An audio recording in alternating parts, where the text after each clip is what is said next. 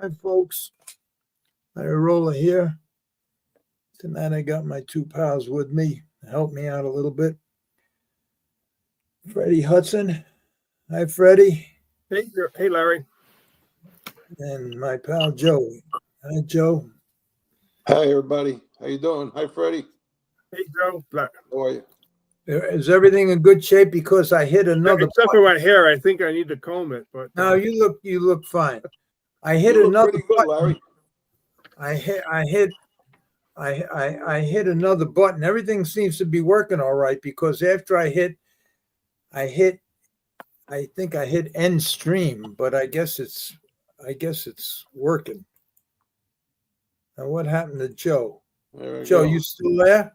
I'm here. Okay. It says okay. Yeah, All I left for a second. I don't know why. All right. Larry hit the wrong button. I keep hitting buttons here. I can't see. I can't do nothing. Anyway, before we get started, I want to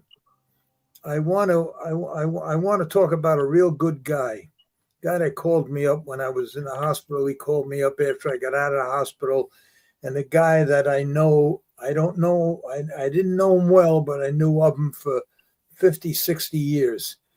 He was the main guy who shipped all the horses from Yonkers and Roosevelt and all over the place. The most dependable guy, the nicest guy, a really nice guy. And last night, Joe had dinner with him, and they sent me a picture. Here's the picture. That's Ron. That's Ron. We all know him, and I know him 100 years as Ron Woodbury. But that's not his last name. I think, Joe, you must know his last name. I probably know it, but I forgot it. I believe it's Versace or Versace. All right, so he's an Italian guy. And he had Freddie. Freddie, you have to know him, Freddie. I know Ron very well. I knew everyone that worked for him. We used him all the time shipping our horses. And I always knew him as Ron Woodbury. Yeah. In fact, I think Roy worked for him. Roy used to be the one of the gate guards at Roosevelt Raceway. He switched over and went to work for Woodbury. Anyway, he saw me on one of the shows in the beginning, and I guess we're on the same page with a lot of things. And he got my number from Larry, and we had many conversations since then. That's about 3 or 4 months ago. But he had told me, so when he's in Florida, I'd like to go to dinner with you. So I got a call, and we set it up. And he was with his best friend and their wives, and beautiful, beautiful people. I really had a good time. We hit it off well, and just told old war stories. And, we talked about a lot of things, and we had a great night. He's a really nice guy. I had family, beautiful people. The last time I saw him was, I think it was at Louis Martinez's house, and then he contacted me through this podcast, and we came and had lunch at Il Villaggio's, and really, really nice guy. And when he found out that I had this health problem, he called me all the time, and he just let me know. In fact, last time we spoke, he was so concerned, and he seemed to know so much about it, and he just reinforced the strength that I already had. I don't want to say too much, but he's just a good guy, and I'm glad. I only wish I was there last night, because usually I'm in Florida at this time, and I could have had dinner. I could have had dinner with you, but so be it. But anyway, We'll get to it. Ron, you look great. You look great in the picture. He's in some shape. Unbelievable. Yeah, he looks good. Black slacks, white pinstripe shirt. Sharp guy. Yeah, sharp guy. Nice and he knows guy. his horses too. You can't believe it. loves his horses and loves his politics too. And I know that Oh, Larry, don't talk politics. What's crazy? You crazy? I know. Charmin But will get anyway, angry. Ron, I just want to thank you. Looking at your picture, I want to thank you for all the encouragement and help and wisdom that you gave me through the last few months. And I hope to see you soon. Okay, now let me see if I can put these back. I don't even know how I got to that. Okay, how about that? All right. Beautiful. Freddie, what happened to your glasses? I took them off. All right. Now listen, for those of you who are listening, if you have any questions, we're just because I'm going to look at the comments. If you have any questions for Joe or Freddie, and it could be about anything. It could be about murder. It could be about girlfriends. It could be about the White House. It could be about anything that you want it to be about. Just let's start getting questions answered. What I've done in the last few weeks, I asked Freddie. I wasn't doing too well, and I didn't know if I could do the podcast. So I asked Freddie if I could use his show that he does, if I could put it on my show, and it'd give me a little breather rather than not do the show at all. And the podcast that I put up that with Freddie's podcast were with these people here and a few more. And the Harness Racing Alumni show is Freddie's show, and unbelievable show, all about the racetracks, all about what he's doing, how it's doing, the condition of the racetracks, the shape that they're in, what's going on now, who's going to make it, who's not going to make it. And he had some unbelievable guests on, from Gordon Banks to these fellas that are up there now, including John Campbell. And they're trying to figure out a way how to make it work, make it last. We're going to talk about that a little bit too. And if you have any questions about that, just let us know. And if you want to listen to Freddie's his podcast, it's an audio podcast. You can get it. It's every Thursday, but you can get it anytime at www.ustrots.com. And they talk about a lot of interesting stuff. Last night it got a little. Yesterday, Tuesday, today, it got a little screwed up because you were going to have Gordon Banks come. Tell us what happened there. Okay, so Gordon was going to lead the show, and so Gordon is calling in from New Zealand, and he's got two people with him from New Zealand, and so he's going to call in. So I have Johnny Campbell, I have Clay Horner, and Micah Antonazzi. I can't pronounce his last name, but so we have Mike on, and so Gordon have put all the guests together. Gordon can't get through. He can't get through from New Zealand. I am totally set up there. I have to wing the show. I have no idea what we're going to be talking about. And so I had to totally wing the show. It was not one of our best shows. And then Gordon calls in the middle of the show, and you hear this poor Gordon. Okay, Gordon, I got you on the speakerphone. Can everyone hear him? No. It's like, Gordon, can you hear them? No. It's just like, it was like a comedy of errors. It was just like, but I'll tell you, these guys here, I don't know this Antonacci. That's not how you say his name. He is a mutual person. He's the guy who coordinates the races going together from track to track. And so I had to learn all this stuff. I didn't know this. Yeah, but you see what John said when John Campbell was asked the question. When they asked him, how could you synchronize these races? Exactly. So, this is the guy who does that. Yeah, he referred to this guy, and this guy was pretty sharp. He was pretty good. 100%. Yeah, he knew what he was doing, and John referred to him. the problem I see, and maybe we're going to listen to the show. It's only about 30 minutes, so you're going to have. You don't have to play the whole show on this one because of the interruption there, Larry. You could cut it off in the middle if you like. So, yeah.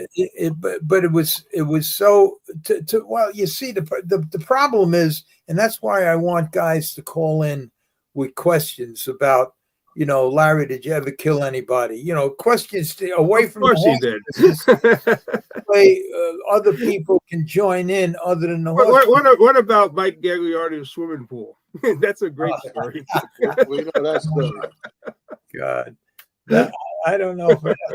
I don't know if I ever told that story. You told me many times. Farms there. There was Mike's farm. Then Mike made his owner, John Chigarian, buy the farm next door, and that could be very interesting. And if they ever went in there with bulldozers, who knows what they might find in between them two places?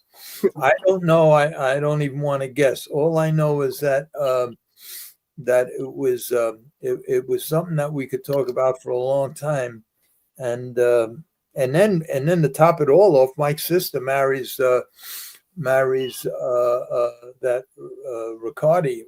Riccardi kid, the one from the Lucchese gang, who killed that guy with a golf club, and Tommy Riccardi, and he lived with Mike in the house with Mike's mother Pina.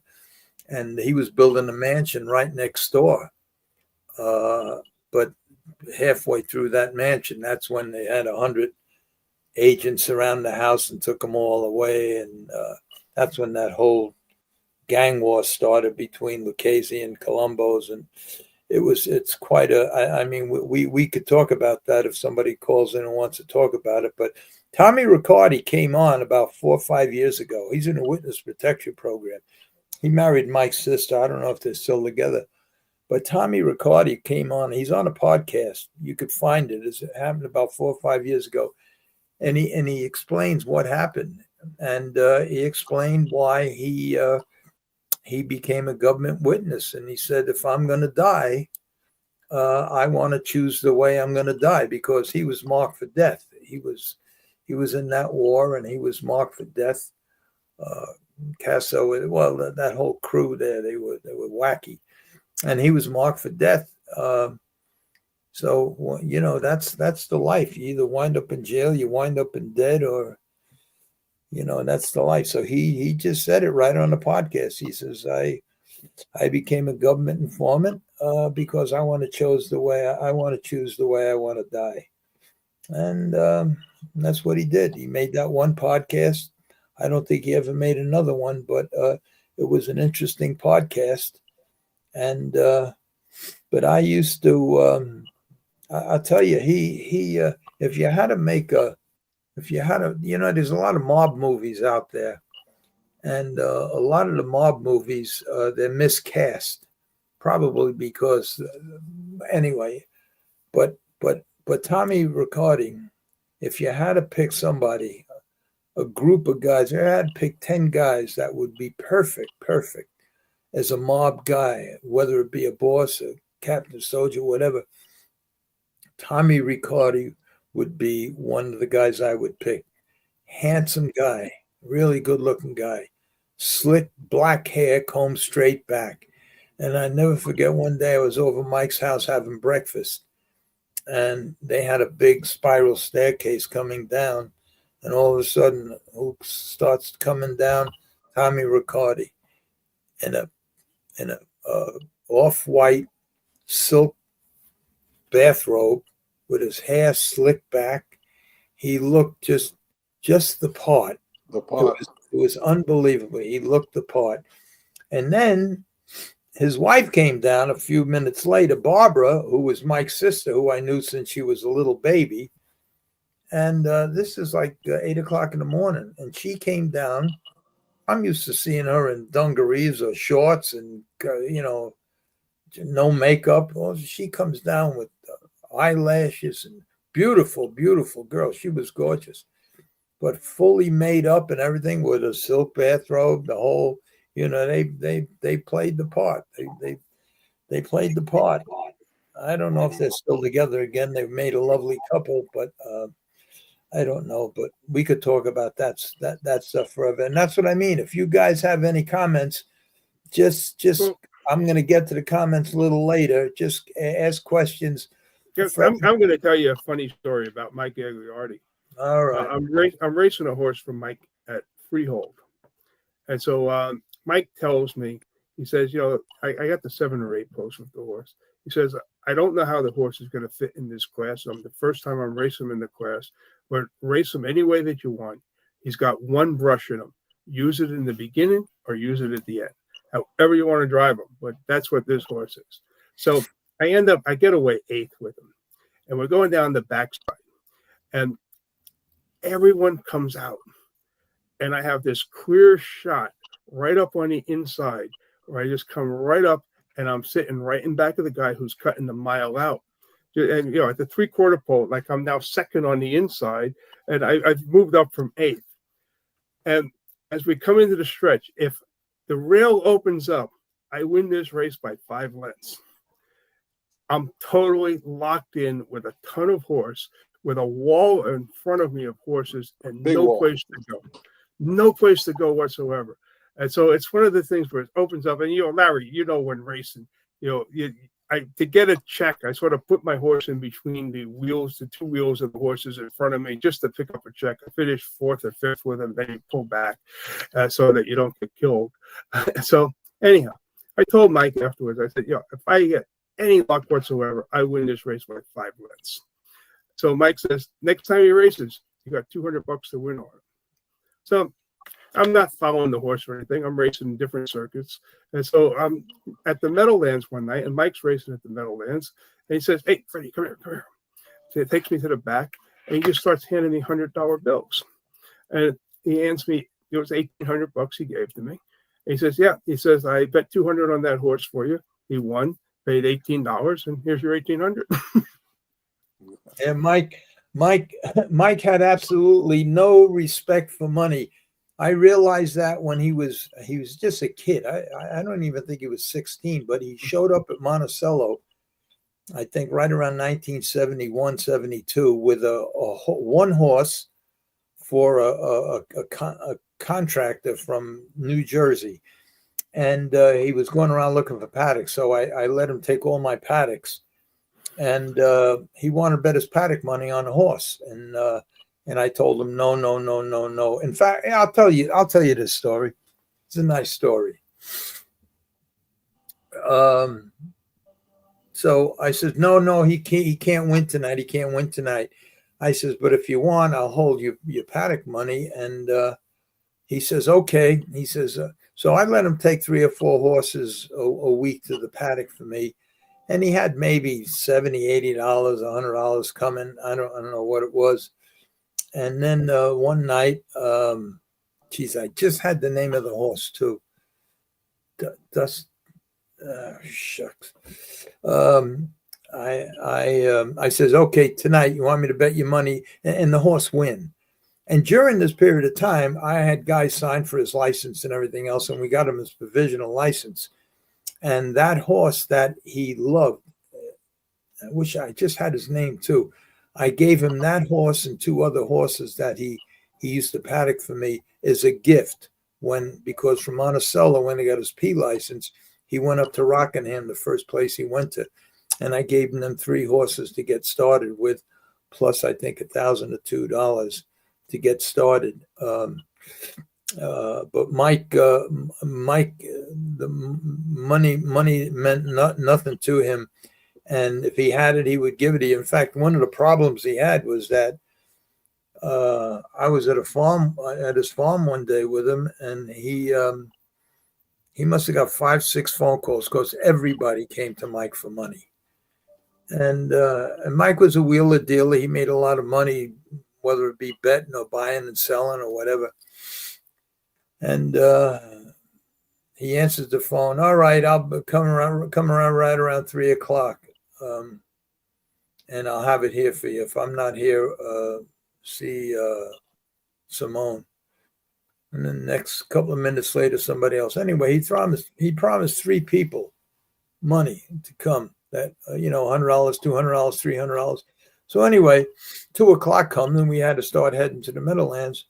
And I says, Mike, what about the money? He says, I got no money. So I got to go see Babe now. I got to see if I can borrow some money. I said, but you told these people. That's the kind of guy Mike was. He was vindictive in some ways, but wasn't vindictive. He wanted to really give the people money. He didn't have the heart to turn them down, but he didn't have the money. So that's the way he was. He couldn't say no if you asked him for something, but it was 50-50 if you were going to get what you asked for. But there's a million stories about Mike. Some of them are good. Some of them are not too good. And but anyway, these are the things that we can talk about, whether it be on the time he made me. He says, put together a Christmas party, become leading trainer at Meadowlands. He says, put together this Christmas party for me. He says, so I says, where you want to have it? He says, have it down here at the place right down from the Meadowlands, that big gym. They had a big room upstairs. I forgot the name of the place, big catering hall. And I put a whole band together. He wanted these comedians. I forgot the names of them. He wanted everything. Anyway, the whole thing come to about maybe $30,000. And I kept putting the people off because they wanted half down and then this and this and that. And he wanted the best food and everything else. Anyway, he shows up that night, and everybody was there. Every driver from the Meadowlands and Roosevelt, they were all there. And he shows up with the money, like after the last race at the Meadowlands. And had he not won the last race, he wouldn't have had the money. Anyway, there's a million of them stories. And then if you get from him into Benny Webster and him, and then you start going really off the charts. Wasn't Woodbury's truck stable right? I'm trying to think. Right at Roosevelt Westbury, Roosevelt. Yeah, right across from Kelly's Honda shop. There was that big parking lot in the back. Yeah, and he used to have his garage back there and everything. Remember Kelly's Honda shop when you went to the training track? Yeah, right by it. Well, to the left as you go into the track, that's where he was. He was over by Twiggy's area. So. Yeah, I'm trying to remember, but that was a 19 over towards where Jimmy Cruz's barn was. Right. Yeah, Jimmy Cruz was the first barn before the training track. Right, he was right there. Yeah, and then you had the little stable area over there where they had the Marshall's horses and stuff. Yeah, and they also had the harness racing school there. Yeah, Lou Miller, yeah. Lou Miller, yeah. Lou Miller won that yearling at the one of those tickets for the Standardbred Owners Associations. He won the yearling prize. He won the horse, and like 14 years later, he was still trying to get him to the races. I remember he was a real big guy. He was like a George Butterworth type guy, big guy. And he couldn't do no good. And then he opened up this school to teach young kids how to jog. He was also a sports writer too. So, oh, he was. I didn't know that. What was I going to say? You want to play your bit of your clip here now? Is there anything you want to say before that? Just I think I said it already. Like this was like we were totally off on this one, but. We tried to get the best that we could out of it, the most points. And like Gordon was supposed to lead it, and Gordon couldn't get onto the show. He couldn't access the phone number or the. But Freddie, let me say this. Now I played three altogether of your shows on here with these heavyweight people, the right people. Trying to figure out how to save something. This morning, I had breakfast for a couple of hours with a good friend of mine. And we went through all the race secretaries from starting back from the 60s. at Yonkers, Roosevelt, Monticello, and the race secretaries, the assistant race secretaries, and between me and him,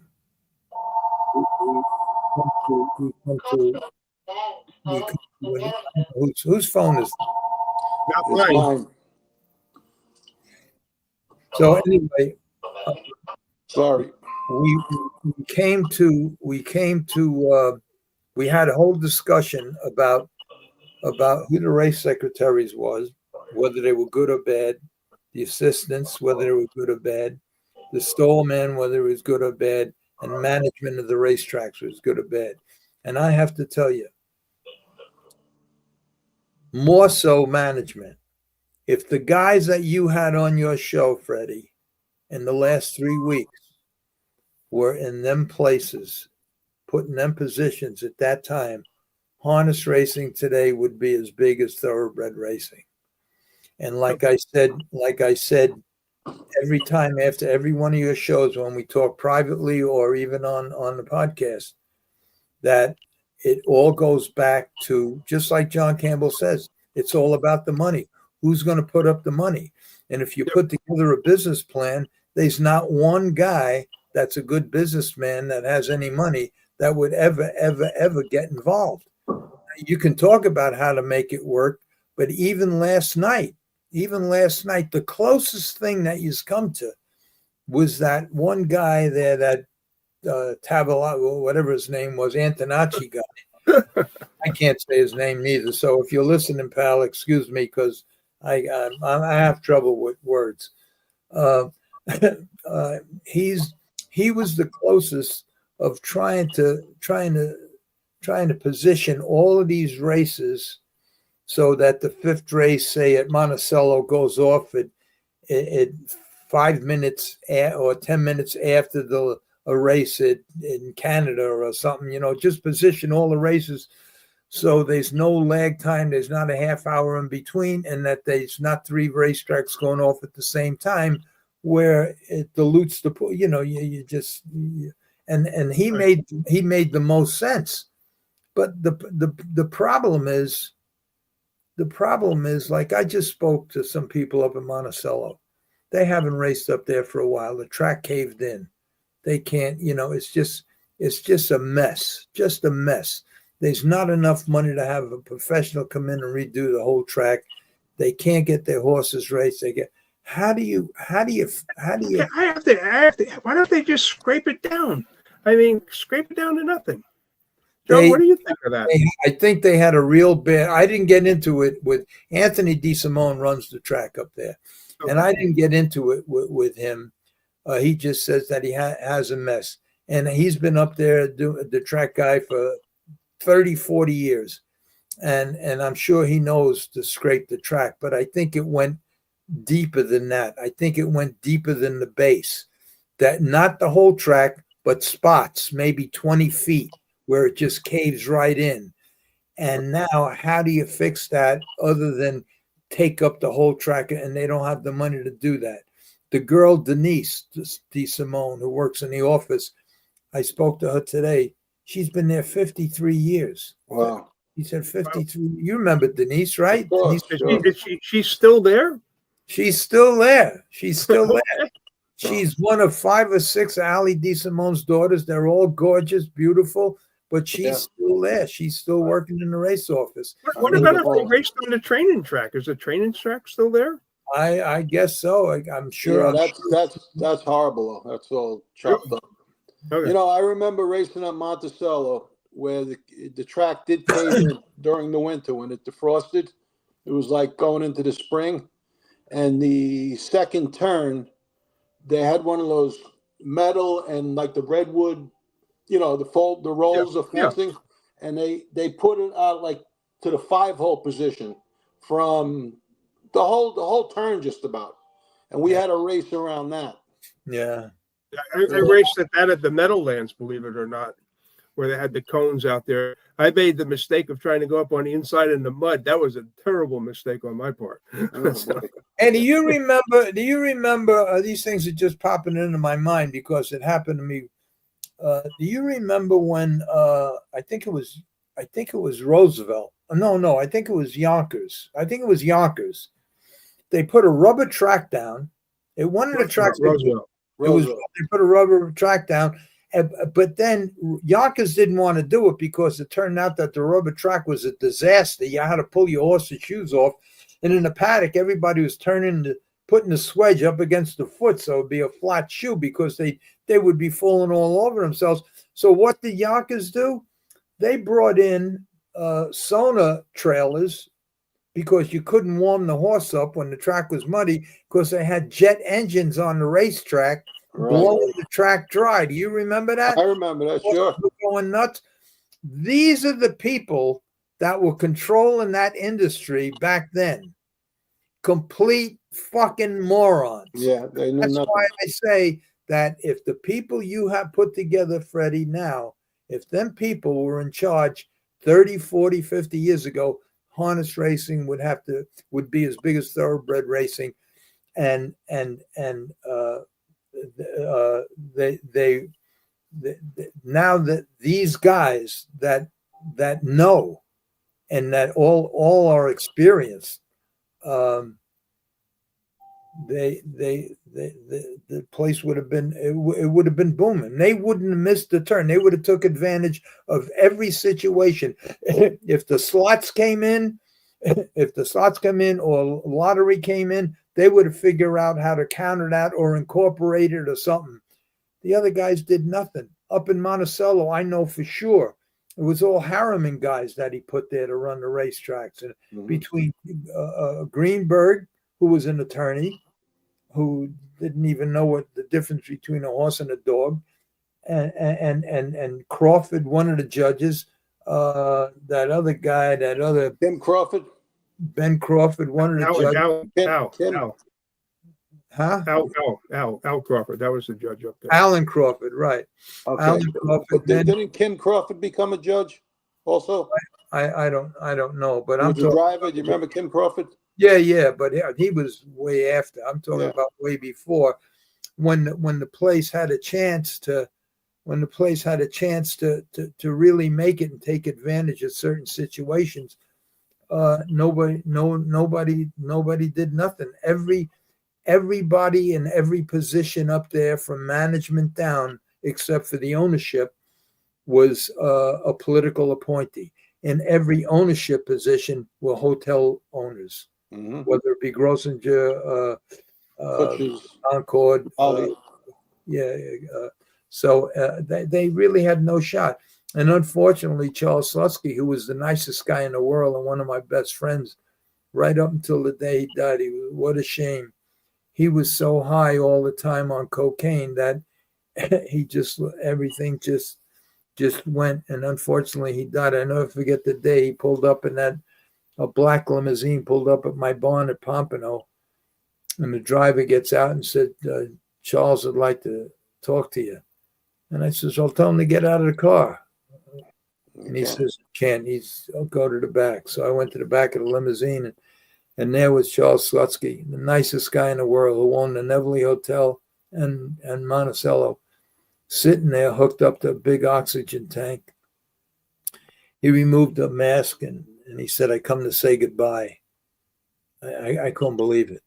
And I says, what are you talking about? He says, I should have listened to you 5 years ago, because I told him to stop with the cocaine. Stop. So he stayed up for 3-4 days at a time, nonstop, him and Eddie Block.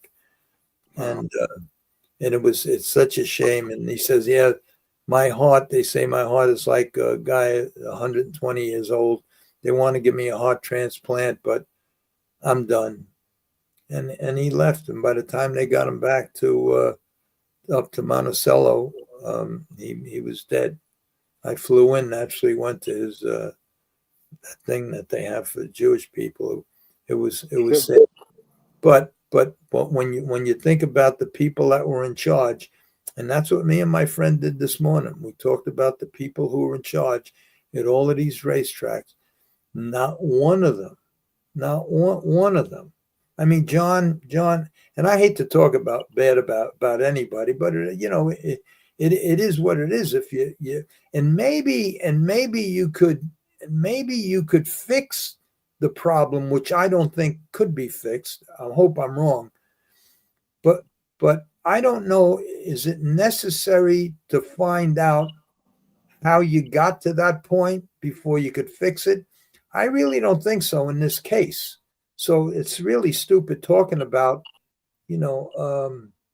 why did John Cashman Jr. become race secretary at Roosevelt Raceway when he just got out of the Army? Why? Because his father was the presiding judge there. You must remember that, Freddie. Yeah.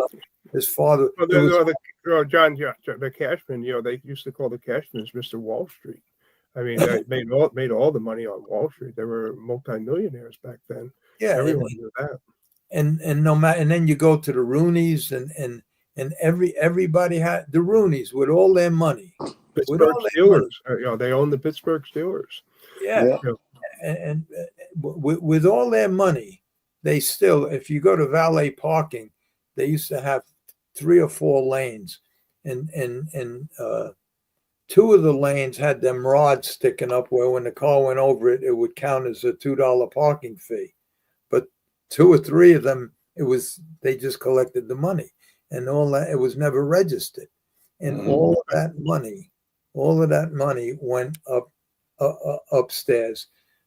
Nobody cared about nothing. The kids that ran it didn't care. They hired this other guy, Lawrence, to run it for them, and it was just sad.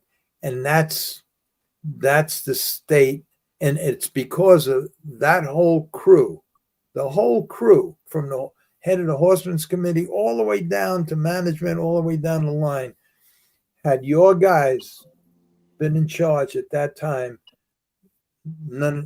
harness racing wouldn't have a problem. Now there's such a problem that your guys haven't figured out, but there's no way. And if you listen to the first 2 podcasts that Freddie had that I played, you could see that, we can do this, but who's going to put up the money?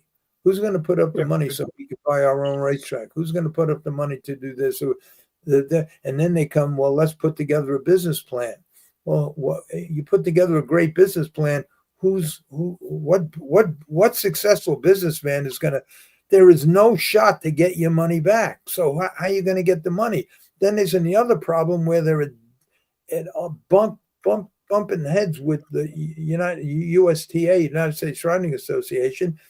Well, we have to get rid of them, but you can't. But if you do, then you have this. There's so many problems. And the one who I think understands it the best, and he's trying to do his best, and he basically gives the same answer. And that's a good idea, but how are you going to get the money? Who's going to support it? How are you going to get the money? Who's going to support it?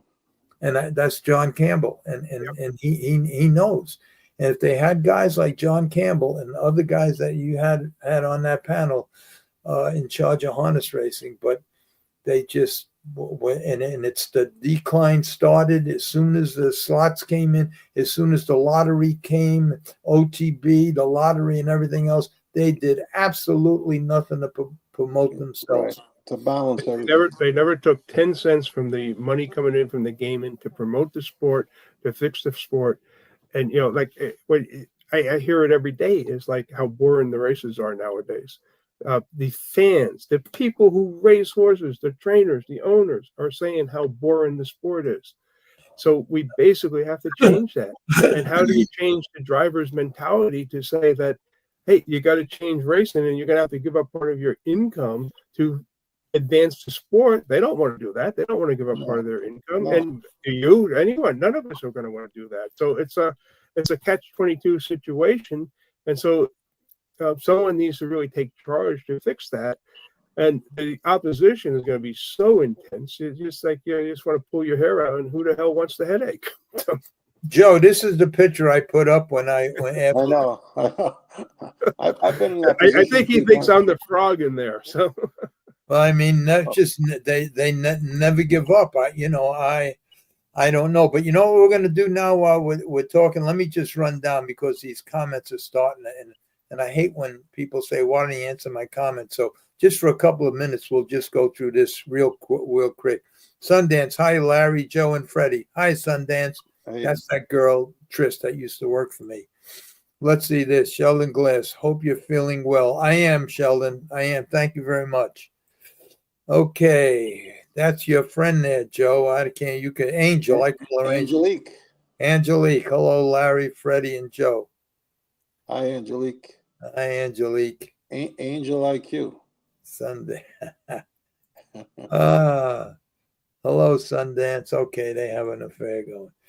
Hello, Sheldon. Okay, Sheldon. Let's get a few more. Larry, did you know that B.J. Phillips? The reason I ask is when you were talking about shoeing horses. B.J. Phillips. Freddie, help me with this.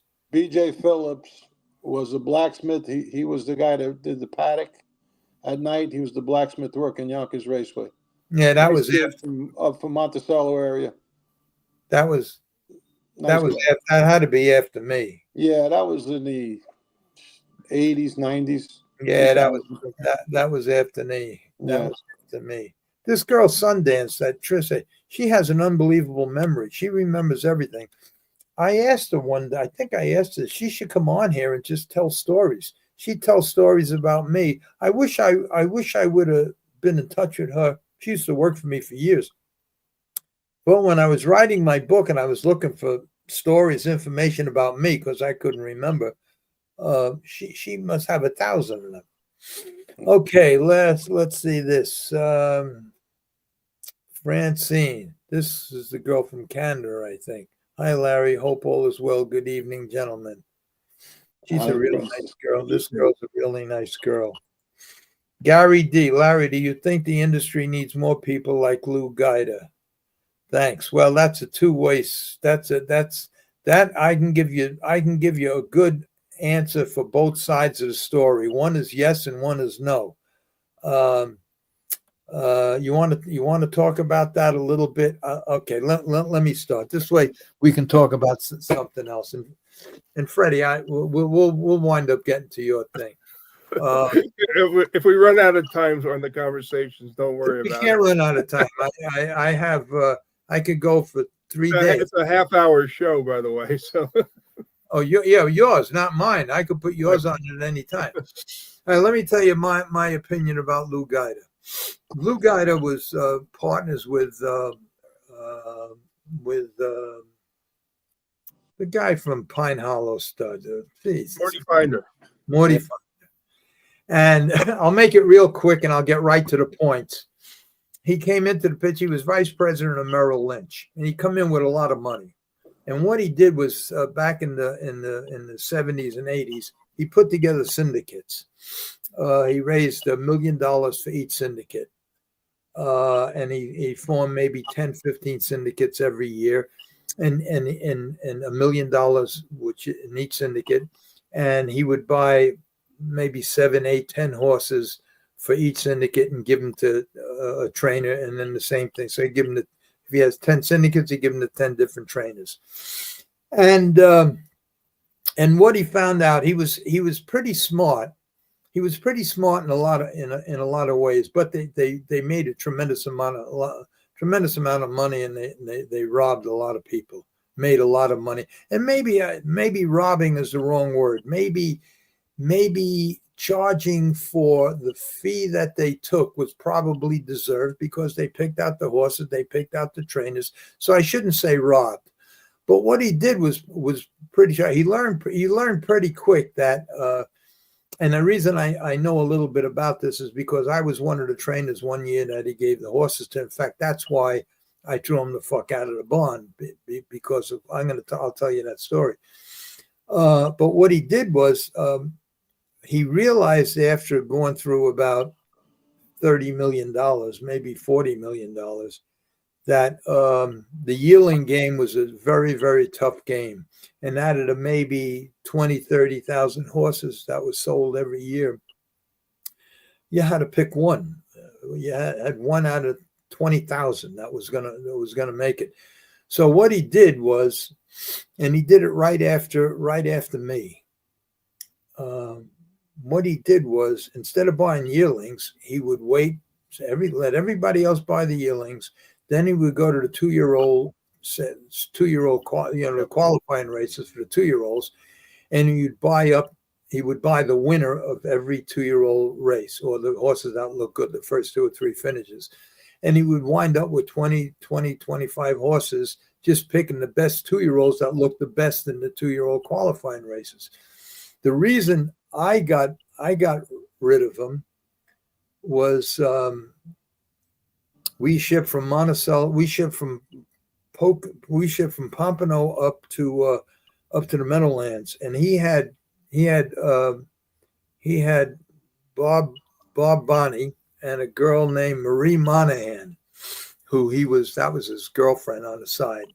But them two, Bob and Marie, would go around to every trainer, and they would have a pen and paper and grade every horse, and they came to me at the Meadowlands when I shipped in, and they said, of all the trainers, your horses are mannered the best. He says, and every Saturday, he told me that he brings all his investors to the grandstand up in the clubhouse, and you're given a saddle pad so he would know that they're horses. And like Jerry Silverman and me and whoever else he gave horses to, he would create races. He would make like 10 horse fields of, say, 5 from mine, 5 from Jerry's. Well, this particular one, I'll talk about the one from me and Jerry.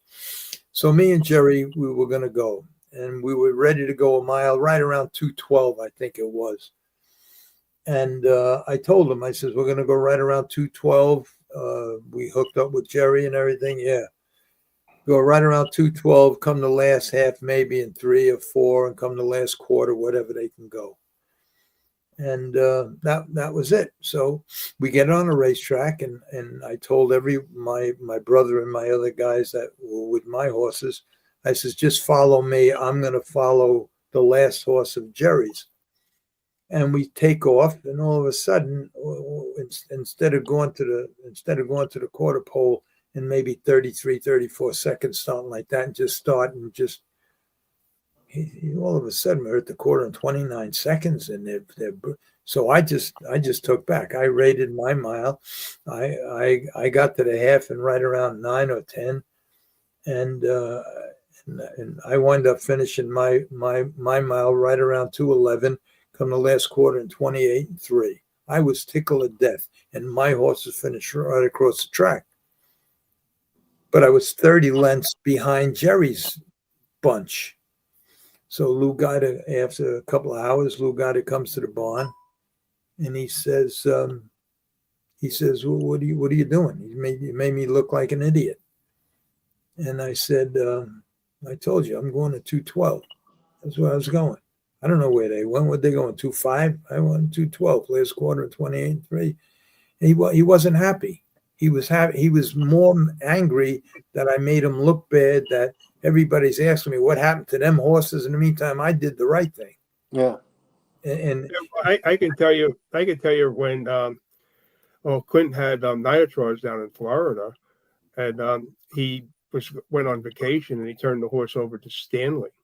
And so Stanley was going to train nitroids at Pompano, and Lou Guida and his whole crew come in there, and they got the vet there, they got this, and they want him to set a track record with nitroids when Stanley's going out to train them. And Stanley says, screw you guys. He says, Quint told me to go in 20 with him, and that's what I'm going with him. And that's exactly what Stanley did. So, but and here's the I didn't like that about him, because it just showed. Well, I shouldn't say that. I don't know, because I wasn't in his position. I made him look bad because he didn't he understood, but it made him look bad, and he took offense to that. But the real reason, well, it was at that time when he said that he says to me, he had a cigar in his hand, and he points the cigar at me, and he says, don't ever let it happen again. I says, you fat fuck, you better put the fucking cigar down. I said, and just then Buddy Regan pulled up. He was in the barn next to me. I says, buddy, come here a minute.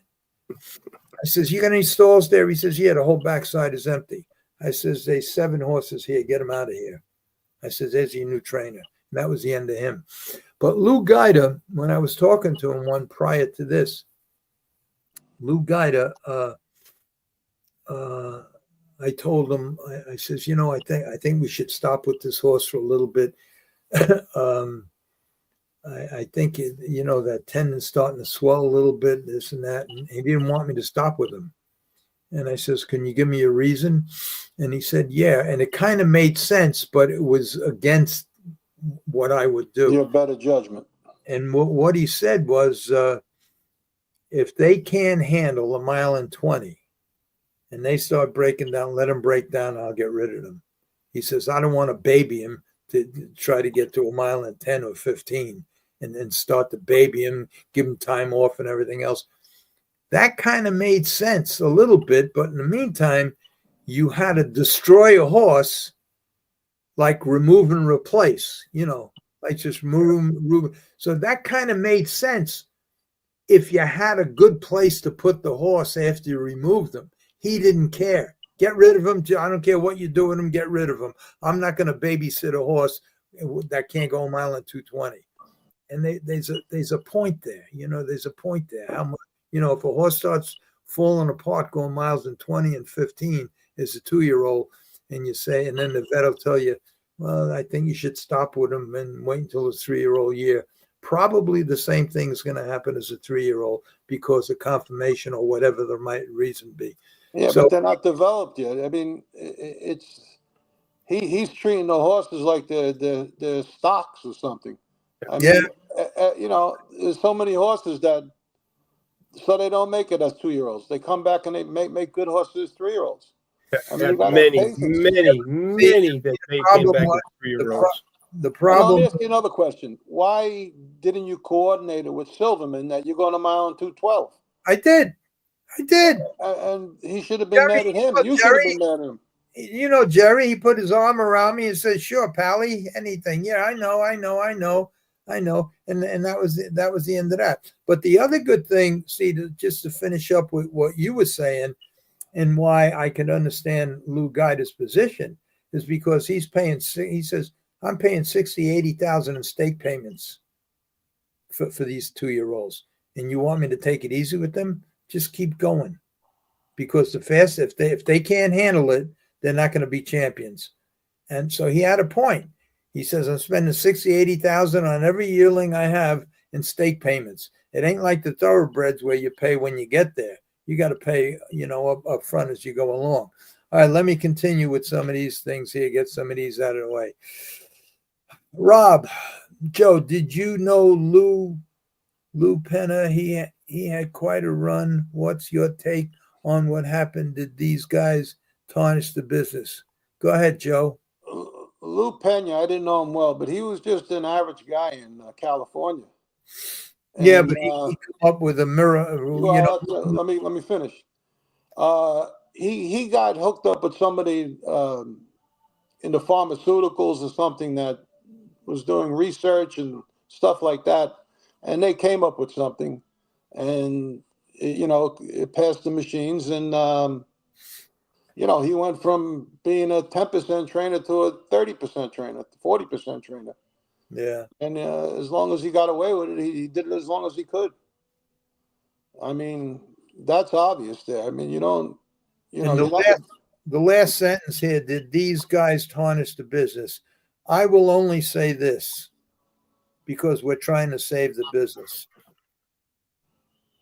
I think the first chapter, the first sentence in my book was, which I read, was very good. I think you're in there, and I never read it. I just wrote it, but I didn't read it after I finished it. And I don't know where all these things will play. Sharman did that for me. One of the things I put in, and it's right early on, I didn't invent corruption. It was there when I got there. For sure. We can talk about this last sentence. Did these guys tarnish the business? Long before Lou Penna was born, the business was tarnished. But like Michael LaChance told me, Why don't we stop talking about that kind of stuff and try to promote the business and get it going? And that's what I'm trying to do. So I try to stay away from them kind of questions. Okay, Sundance, Larry, make sure tonight if John Campbell is on, wish him what? Well, Wish him Happy what? birthday. Larry, make sure you wish John Campbell happy birthday early on April 8th. She knows everything, this girl. John Campbell. Okay. When I was taking pictures at the finish when it's Sundance, he gave us the finger on his 3,000 win. He gave us Who's that? She's talking about John Campbell. I don't believe he would do that. I don't think John would do that. I'm not talking about Mike, I'm talking about Mike, not John. No, Mike wouldn't do that. Mike wouldn't do that. Sundance, take it easy, slow down. Mike's a classy guy. So then John. Sundance is a little upset because she had to move to a new apartment, which she's not too happy about. Eric, this guy's on every week, Eric. I hope someday we can get this show really going. We're working on. We had some problems in the last 4 or 5 months, but so far we're working through it. Eric, to all three of you, what happened to Sports Eye? It was the racing form for harness racing. I don't know. Sports Eye I was buying since it was first came out. Jay Bergman used to be the head editor. I knew a lot of the handicappers and the horse people on there, and we'd buy it every night. I mean, they would get them at Roosevelt and Yonkers the night before for 2 days out, and they were 35 cents when I started buying them, and then they ended up being like $5 or $6. And then when the social media and the computers all got big, they just dwindled down like everything else. Yeah, we had a few months back. We had 4 of their authors on our show, or writers on our show. Had them all on at the same time. This is probably about a year ago. It's longer than that. From Sports Eye. Yeah. Mm-hmm. Did you have Doug Kaplan on? I believe so. And Steve I had Bergman Papanito? on, and I'd have to go back and look to see who I had on to be accurate on it. But I had 4 of them on at the same time. Okay. Yeah, there was Jay Bergman. There was Steve Carpenito. There was Doug Kaplan, Carpenito, Jay Bergman, a few other guys. But they had a good bunch of handicappers. They were dedicated. Oh, yeah, 100%. Yeah. Okay, Freddie, let's try. I'm gonna play this, and we never tried this before. I'm gonna play it, your show, and then I'm gonna see if we can talk while this is going. So that will make the show more interesting. Well, let me see if that can work. I'm gonna play it. Hey, wait 1 minute before you do it. When we had the problem last time, that red mute mic button came on, and we pressed it, and we were able to talk. You remember? When we did my races. Let's see. Welcome to this week's Harness Racing Alumni Show. Can anybody hear me? Hudson, I hear you. Today with Trade Martin. You can hear me, Bob Freddie? Ross, and along with Andy. All right, so that means we can talk while this is on. Now, at this part here, we continue to discuss I had the 3 state of guests affairs that for had harness just racing. appeared and have the sheet Joining in us front of today, me. And so I'm trying to look on this and trying to figure out who's on the list and who's not on the list. And trying to pronounce their names. Let me see if I just stopped it. Let's see if it we have continues. John Campbell. Everyone knows who he is. We have Michael Antonazzi from the Churchill Downs Oak Grove. We have Clay Horner. And we also have our own Bob Marks. Gentlemen, welcome to the Harness Racing Alumni Show. Thanks, Freddie. Thanks, Fred. Okay, so last week, we were discussing some of the things that we can do to improve the harness racing. Michael, you've basically been in charge of the mutuals and basically setting up the times and how the races. Tell us what you're doing there. Well, I've been doing this for about 30 years, starting in Illinois, Sportsman's Park and Balmoral Park. Eventually, race analysis morphed into doing post times with mutuals, and discovered through failure and success that there were certain parameters that created more handle, and developed a way to do this where we could generate more handle, which generated more revenue, which also generated more interest. So I did that in Illinois till 2015. Then I went to the Meadowlands and did that till through 2024. With that, we worked with Fox Sports and the Hamiltonian Society to put a lot of our premier races on, and created some favorable post times, which saw some great results, including the Meadowlands now doing $1 million on the Hamiltonian race. The last 3 Hamiltonians have done over $7 million, and the last 2 Meadowlands face over $5 million. And also, I picked up Oak Grove in Kentucky, which is a small track by Churchill Downs, and we've increased handle there 160% in 2 years. And last year, I worked with the Little Brown Jug with Tom Wright and his team there. And even though we had 2 less races on Jug and Jugette Day, we handled more than $700,000 to the year before. So through a lot of trial and error, I think we've created a way that we can have post times that are favorable to gamblers, that we keep the signals off each other, which creates a lot more interest and a lot more chances for bettors to play. Clay, how is Woodbine doing with this?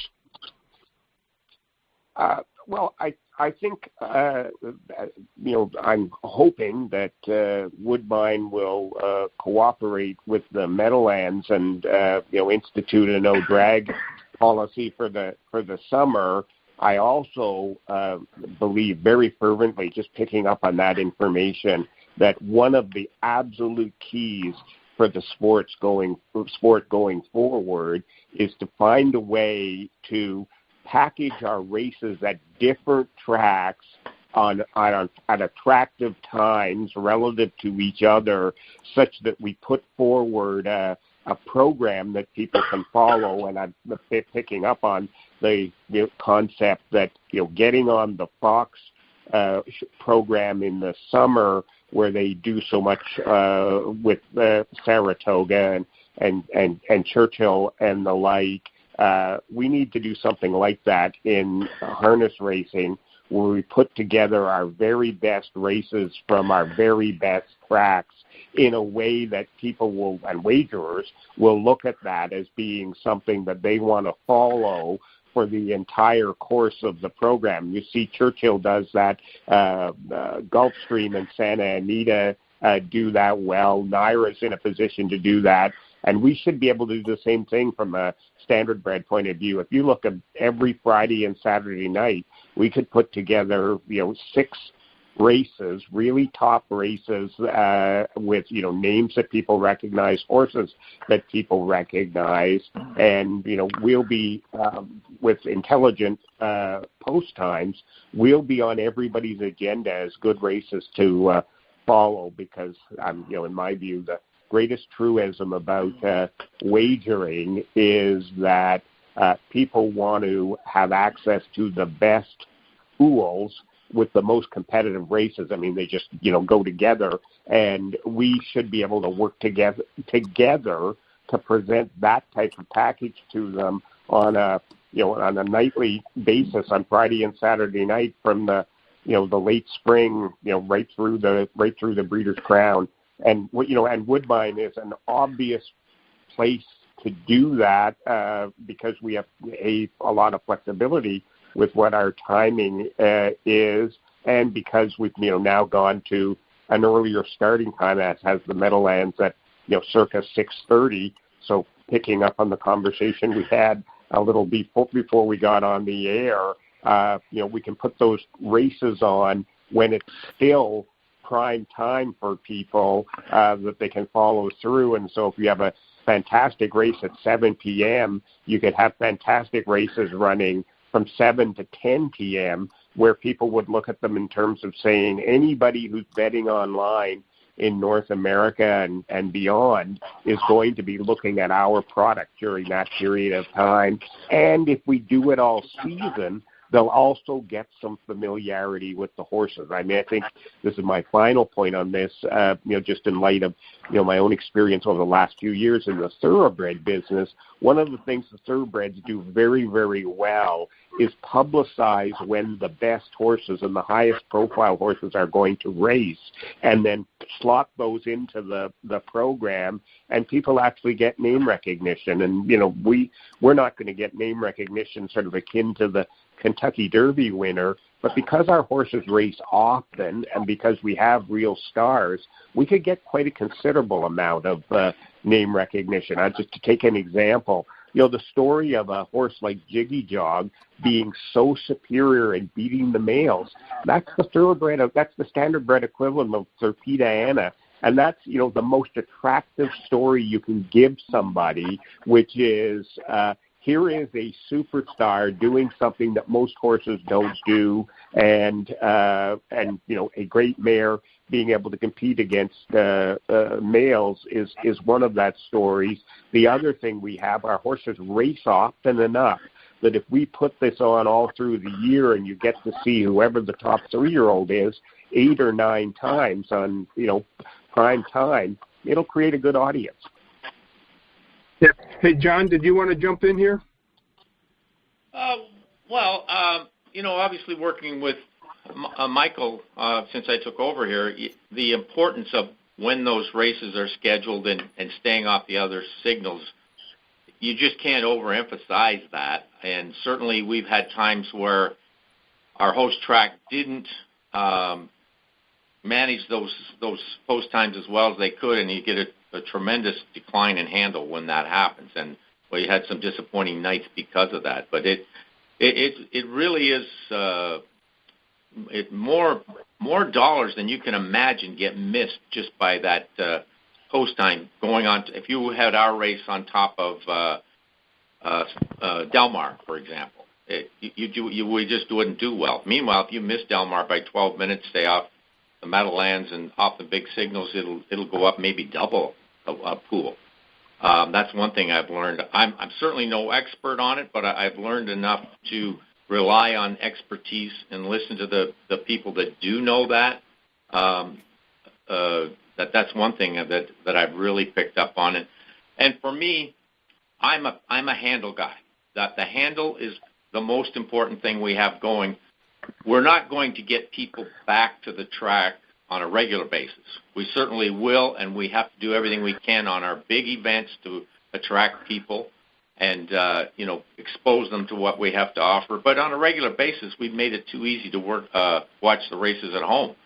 So really, when it comes down to it, handle on a regular night is the only barometer we have to our popularity. And I think tracks that aren't promoting their handle are doing the industry a disservice because they're really not growing the game or the popularity of our game. And just, John, just to reaffirm that, and I completely agree with you, and I don't do this on a systematic basis, but I do it often enough to be convinced of it. If I look on X at the handicappers that are posting on X, and they're both track handicappers and independent handicappers that are posting on X, absolutely the single most important thing they point to is there's going to be a big pool on race number 7 at this racetrack. And that they have a big audience because you can see the number of people who look at what they post, and they rarely post about, so-and-so just ran an incredible race in the 7th race, but they post all the time on, do you see the handle that's coming up on race 9 at such and such a track?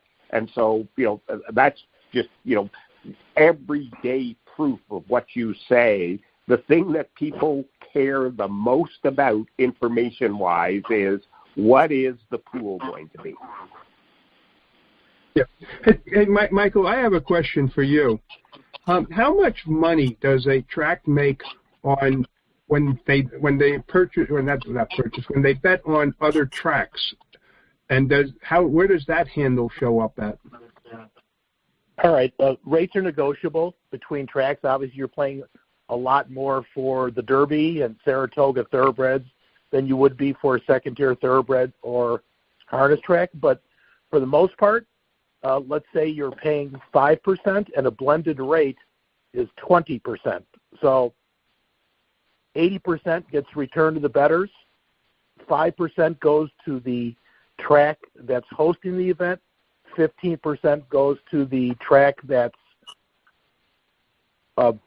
where the money's coming from, where the money's being bet. And, of course, that's all different depending on what the signal is. But I'm trying to use 5 and 15 because they're easy numbers to understand. So there's a lot of money in simulcasting. If you can get people to your track to bet all the other tracks, there's quite a bit of money in that. Clay, how's that work up in Woodbine, up in Canada? Well, it's very similar. Woodbine's been very fortunate, and part of it was foresight and part of it was luck. But Woodbine built out its own network, which is called HPI, Horse Player Interactive, which has all of the tracks. But Woodbine has a particular advantage in Canada, is that they handle the signal for all the Canadian racetracks. And, in some sense, it's not maybe as big a deal as it might sound, because Woodbine itself represents 70% of the standardbred wagering in Canada, and of course almost all of the thoroughbred racing.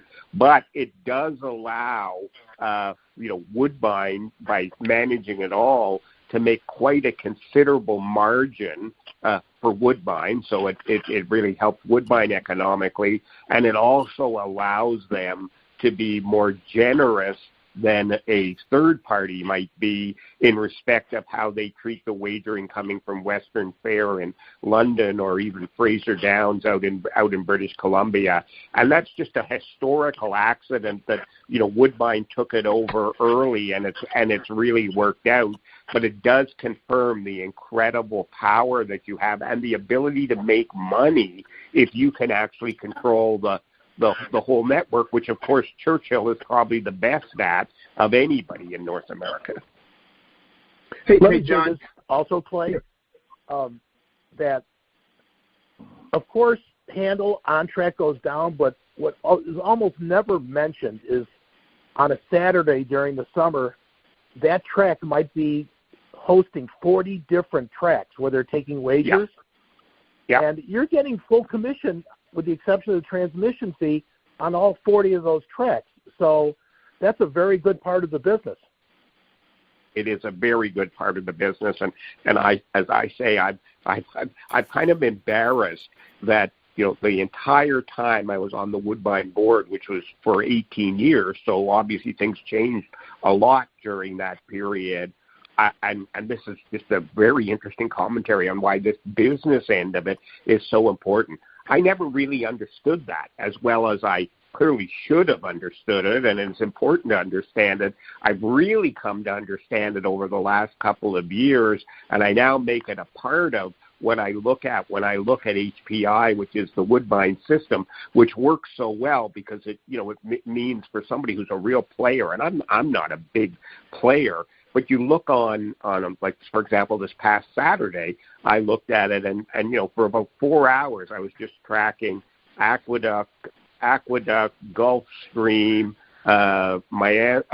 Woodbine, the Meadowlands, Mohawk, Woodbine, the Meadowlands, and you could look at it and say, and it worked pretty well just in terms of how the times were working on that.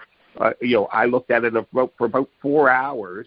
I could look at it and I could say, there's an interesting race going every 5 minutes during this 4 hours. If you wanted to be playing it, I was way more selective than that. But it just, again, shows about how much product there is out there, and in particular on a Saturday when everybody puts their best product on, how many options it gives to somebody. And if you control the whole system and are getting commissions on that, at least insofar as people are betting in your network, so to speak, it's really, really powerful. Hey, John, I get a lot of people that tell me that we should have our own TV channel. Harness Racing should have our own TV channel. How hard would that be to set something up like that? Well, as always, the first question is how much does it cost, and who's going to do it? I think it's really too bad that it hasn't been set up even up till this point. But again, it would take resources, financial and human, to do it, and certainly a commitment for a certain number of years till it get up and going, and hopefully would turn a profit over time. But that would be a big task to get started. But I totally agree. It's too bad we don't have one. I just want to reiterate one other thing, Freddie. Like when I'm talking about handle, growing and doing the right thing and the best thing you can for your track, obviously Meadowlands and Woodbine and Mohawk are our two biggest signals. But other tracks, small tracks like Western Fair Raceway does extremely well handle-wise, and have grown their handle over the last 3 to 5 years significantly. And the same with Batavia Downs. And it just shows you don't have to be a top track when you put the resources in it and the commitment in to make sure you race at the proper time and get your races off in between the other signals. Even a small track can grow handle significantly. Yeah, I agree completely with that, John. I'm amazed at what Western Fair or Batavia can do, and even tracks that aren't as successful as they are, if they can find one night where they can be a player when not many other cards are on. I mean, I'll take for example Sunday night, right, where there's not a lot of competition, and I'll be a little pejorative here. Even Flamborough, which does a terrible job, can do $600,000 every now and then on a Sunday night. Yeah, location, and pick your spots, and then ultimately as a sport, work together. I mean, I'm with you. I mean, it would be a dream if we had our own network. I actually would be more inclined to say, let's make sure that we have a great betting network, and obviously TV available to everybody who participates in that network by being a member and a subscriber.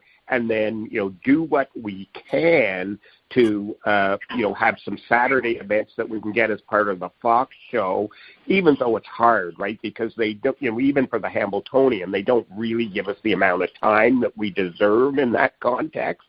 But it's very hard competing at that time of year. But I think that if we could establish our own reputation for, let's say, of having coast-to-coast cards on Friday and Saturday night, we would get to a point when we might be able to get some more optimal placement on some of those thoroughbred heavy cards. But I'd be more inclined to concentrate on that than worrying about getting a TV network that goes into people's houses without us getting any betting tie-up or benefit into that. Broadcasting to Joe sitting at home at one time made sense, but given how much other options people have, and given how good a job you can do with broadcasting through your own wagering network, which is ultimately what pays off, to me is sort of what is the best option for us at this point in time. And I don't say that in terms of saying, and that's a terrible thing. We really should be better than that. I mean, the reality is, to be big enough to have your own network, you really do have to be a very, very big sport now. Yeah, but one of this, Fred again. One of the things that I would do, like if we could get something on TV, I would do Grand Circuit. I would follow all the Grand Circuit races through the season and promote that. And that might get some interest. That's our big races, and it goes from track to track and really exposes our sport in a different way. Well, again, that goes back to money, and even being on the NYRA Fox shows, America's Day at the Races, which we've really made inroads on, and I can't say enough good things about the NYRA people as far as the TV production and to work with. They're just great.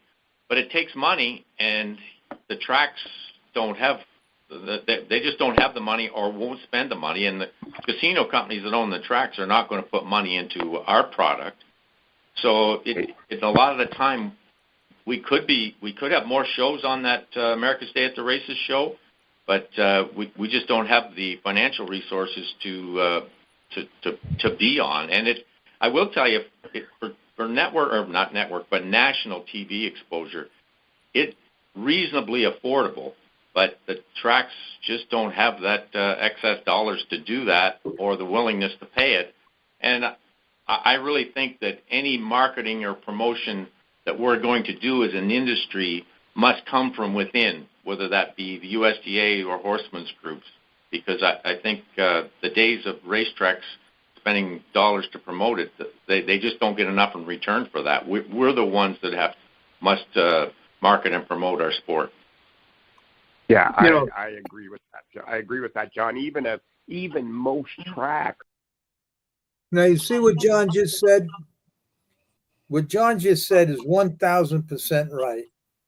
And in reality, and I know everybody's, the harness racing now is at a point in my mind, like if you were drowning in quicksand and somebody throws you a very well done piece of linguine, you're going to grab at it knowing that it ain't going to help, but you're just going to grab at it. It just everything John said is true. It's all about who's going to put up the money. The racetracks are not, and what owner or what they used to be it wasn't never equal, but in thoroughbred racing, a big owner owned oil wells and all of that stuff. And in harness racing, some of the owners were just as big as that. Now, in thoroughbred racing, some of the big owners are the sheiks. They own billion-dollar situations, and a big owner in harness racing, except for a handful, own a gas station. So, what John is saying is true, and like I said before, if you had these bunch of guys 40 years ago, you wouldn't have this. I agree with that, John. Even most tracks can look at it and say it's too expensive for us just to do it for our sake as one racetrack, right? And so to make it work, it has to be an industry effort that enough tracks can look at and say, we collectively benefit from this such that we're prepared to participate. And in turn, as an industry, we then have to say to that track, we're going to do our best to find some event or some evening where we can make you the star of the star of the evening. I mean, just on a off the top on that, one of the things that, in my opinion, Dayton has done very well by putting their 4 big age races on all at one night on the at a time in the season when there's not a lot of competition is really get a lot of visibility for themselves, but for our aged horses in a way that we don't otherwise get. And it's kind of not something I would have predicted that it would be as successful and as visible as it is. That if you heard that ring, that was Gordon trying to reach me. He's tried to get in, but he can't. The code. This is where it gets right there, Freddie. This is where it gets screwed up. But we now have Gordon trying to call from New Zealand, and I'm trying to bring him into the show, and I think I had to hang up on him a couple of times, and then I tried to put him on the speaker phone, and that didn't work. And it was a disaster at this particular point. So. All right, let's go to some of the comments. You get a kick out of this one, Joe. This guy lost all my money in the stock market. Egg prices are through the roof. Someone vandalized my Tesla. I agree with Joe. I love Trump's America. Larry, hope you're feeling better. Oh, boy. Francis, Woodbine just opened their casino recently. Very disappointed. The most beautiful paddock was gone. grew up there. It was home, the most beautiful times. Well, Go back to the other question, Larry. Let me respond to it. this one right here. Lost all my money in the stock market. Egg prices are through the roof. Someone vandalized my Tesla. I agree with Joe. I love Trump's America. Well, what you don't realize, it's the Democrats that are doing the damage. They're paying people like George Soros. They're paying these people to do the damage to the Tesla car dealerships. And the reason the eggs went up is because Biden ordered 60 million chickens to be destroyed because a mallard duck that was eating corn with the chickens had the bird flu. So it has nothing to do with Trump. What Trump is doing is saving a lot of money. Isn't this guy agreeing with you, Joe? No, I think he's joking with me. Oh, How do you like Trump's America? he You don't know, say that. He just says, "I love Trump's America." Well, that's because, no, I think he's saying it sarcastically because he says his Tesla was vandalized and eggs are through the roof. Actually, the prices of gasoline is down. Eggs prices have gone down. This is the first month that the interest rate. What state are you in, Joe? I'm in Florida. Well, eggs prices and gas haven't gone down here in Virginia, so they've gone up. So. Well, no, they went down nationwide. It went down. I mean, I don't know which state. Go into the grocery store. I totally disagree with you on that. But I don't want to get into politics. So, Larry, move on. Okay, move on. Where the hell is this? He's tried to get in, but he can't. The code isn't working. So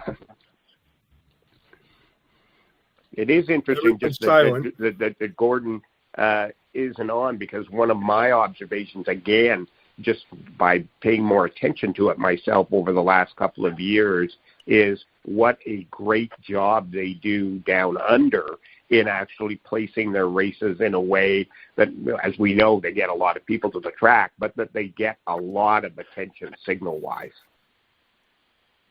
Yeah, absolutely. Post times are crucial. The post times are crucial. Going back to the Fox shows, and I think John's a believer now. Anytime you go back, you have to remember, if you go back, and Freddie educated me a little bit about this, that if you go back to Roosevelt in the 60s, it was 9 races. You started at 8 o'clock, and the last race was close to midnight. Sportsman's Park was 9 or 10 races, about the same. So you're running those races about 28 minutes apart to do that. Right. When we start, Can you hear me? When we start doing the NYRA show, Yep, we're on the show. Yeah, we started spacing the races with NYRA to try and get them opposite Saratoga, and as soon as we got slotted, Hold on. where they were completely opposite from Saratoga, we started doing about 600,000 a race. I guess it's not going to work. So the reward is incredible for adding minutes and doing things properly, at least as far as handle.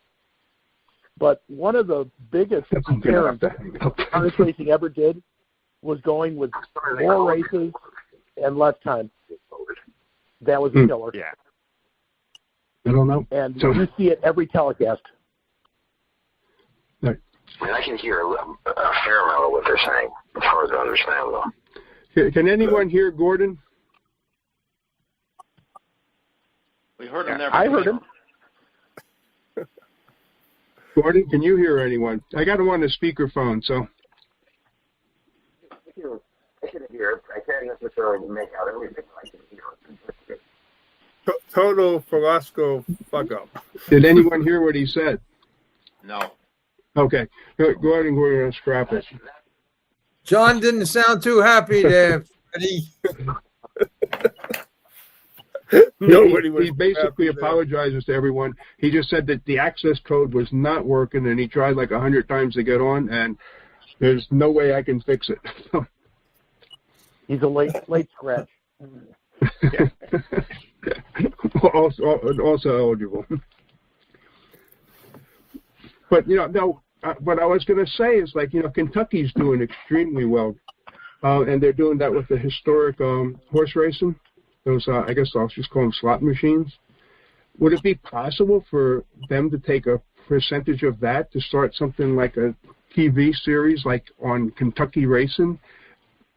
Yeah, using some money from their slots, John? You think that's a shot? I don't know. You'd have to talk to, that would be an investment from ownership of the track. I don't know if they'd be interested in that at all. Yeah, I'm just thinking of some place to start, something to do to promote the sport. Yeah, it's hard. It would be great, and they obviously have the money from the historical slots machines. Obviously, they've got to deal with the state that they have to put on a certain number of races like that. And while we all know you could put on a fantastic, you can't do any better than putting on the cards from the Red Mile. I'm not sure that the other races, either at the Red Mile or at the other tracks, have they don't do very much handle, and so it would be it would really require those owners to decide that they were prepared to make a pretty significant investment in broadcasting their product. I mean, I get all their races just through the HPI system. So for them to say we're going to broadcast this and bear all the costs themselves, I just would venture it would be. Freddie, this is the third group of people that you have on. Very, very sharp people that know the business in every way, especially the business end of the business.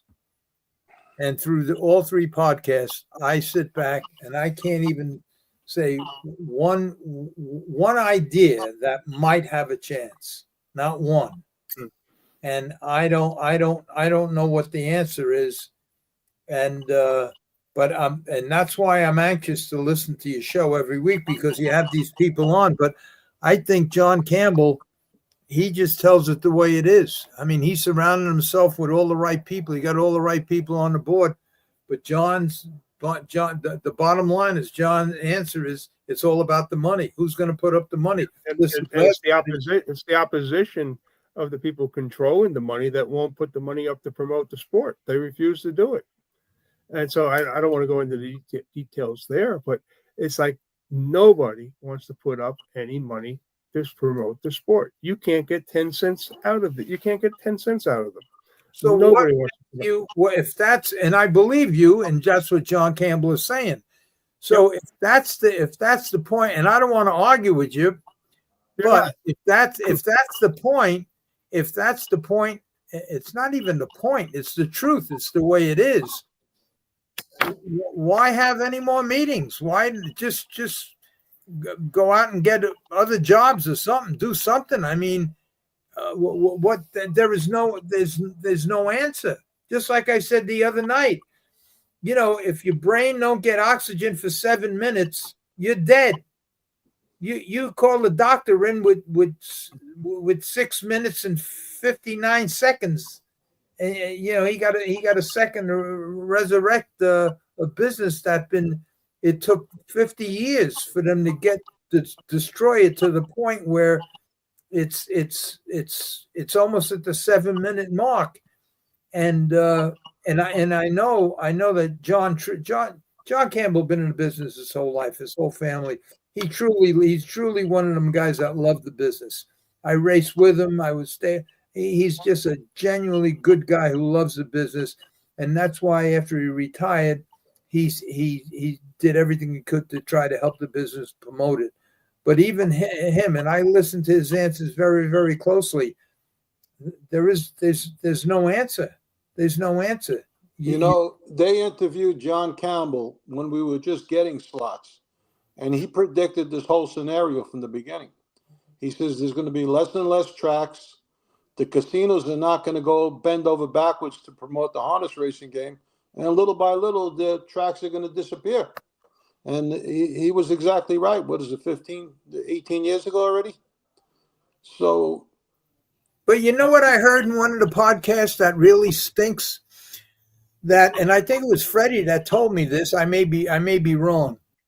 Is that the casinos had no way of getting into the racetracks unless the racetracks went. They coupled with the tracks, Right. And once they got in, now they want to decouple to get rid of the tracks because they don't want to pick up the burden of the horse racing industry. And this is both thoroughbreds and standardbreds, not just standardbreds. So it's a major issue going on right now down in Pompano. Well, I was going to say Pompano down in Florida, but I will say that the thoroughbred industry, the Jockey Club, is down there right now fighting to try and fight against decoupling. Where was the USTA when Pompano was being decoupled? They were out there fighting HISA. They weren't down there trying to save Pompano. And so that's my gripe against the USTA. So the thoroughbred industry in Florida, I know that's why they say Gulfstream's closing because of the decoupling, right? Yeah, Gulfstream, the Stannis Group has basically said that the 2028 meet will be the last meet. The Meadowlands, the 2027 will probably be the last meet. If MGM gets the casino license put through over at Yonkers, you can see Yonkers closing about the same time, and you're going to see a whole ripple effect of racetracks just closing. Now, this can be beneficial to the sport because we might end up with less tracks and a better product in Kentucky and Ohio, where we'll have bigger fields and more horses racing there, because we do have a horse shortage coming up. I think our total crop right now is like between 7,000 and 8,000 horses being registered every year. And we don't have enough horses to fill the races. The other thing that's occurring is our younger horses are not becoming aged horses anymore. We have horses breaking down, when they're 2-3-year-olds, and you never see them as 4 or 5-year-olds. So we're not producing a aged racing stock. There's a lot of issues that we have to fix in this sport to continue. And I guess I don't know if John says it in this show or where we said it in the private messages and stuff, but to get bigger fields, we need less racetracks, less races, and we have bigger fields. So, and I think I jumped in there and said, well, the horsemen aren't going to stand for that, but it's going to be better for them in the long run. They'll have some place to race rather than not having any place to race. So, bigger fields. No horsemen are going to tolerate that. Right, they're not going to like it, but the alternative is to have no races. I mean, your choice is have a bigger field and have a shot racing in there, or have no racing, because that's the direction we're heading. I mean, the business is tough as it is now. To go from an 8-horse field to a 12-horse field. I know. I agree with you 100%. I'd rather be in a 5-horse field. I'd rather be in a 5-horse field all day long. But that's a boring race, and the public don't like that either. But it's a catch-22 either way. Yep. The only people that are going to make it are the top guys, the handful of guys on the top, and that's it. Yep, and they're going to push all the smaller guys out. Yeah, and that's the direction that it's heading. Kentucky is like a Wild West show right now. Everyone is going down to Kentucky, and they have the best purse structure down there. But who's watching the races down there? Nobody. So, what are the handles down there? $5,000 a race? It's a shame. Here's a question. Let me get to one of these questions here. I got a lot of anyway.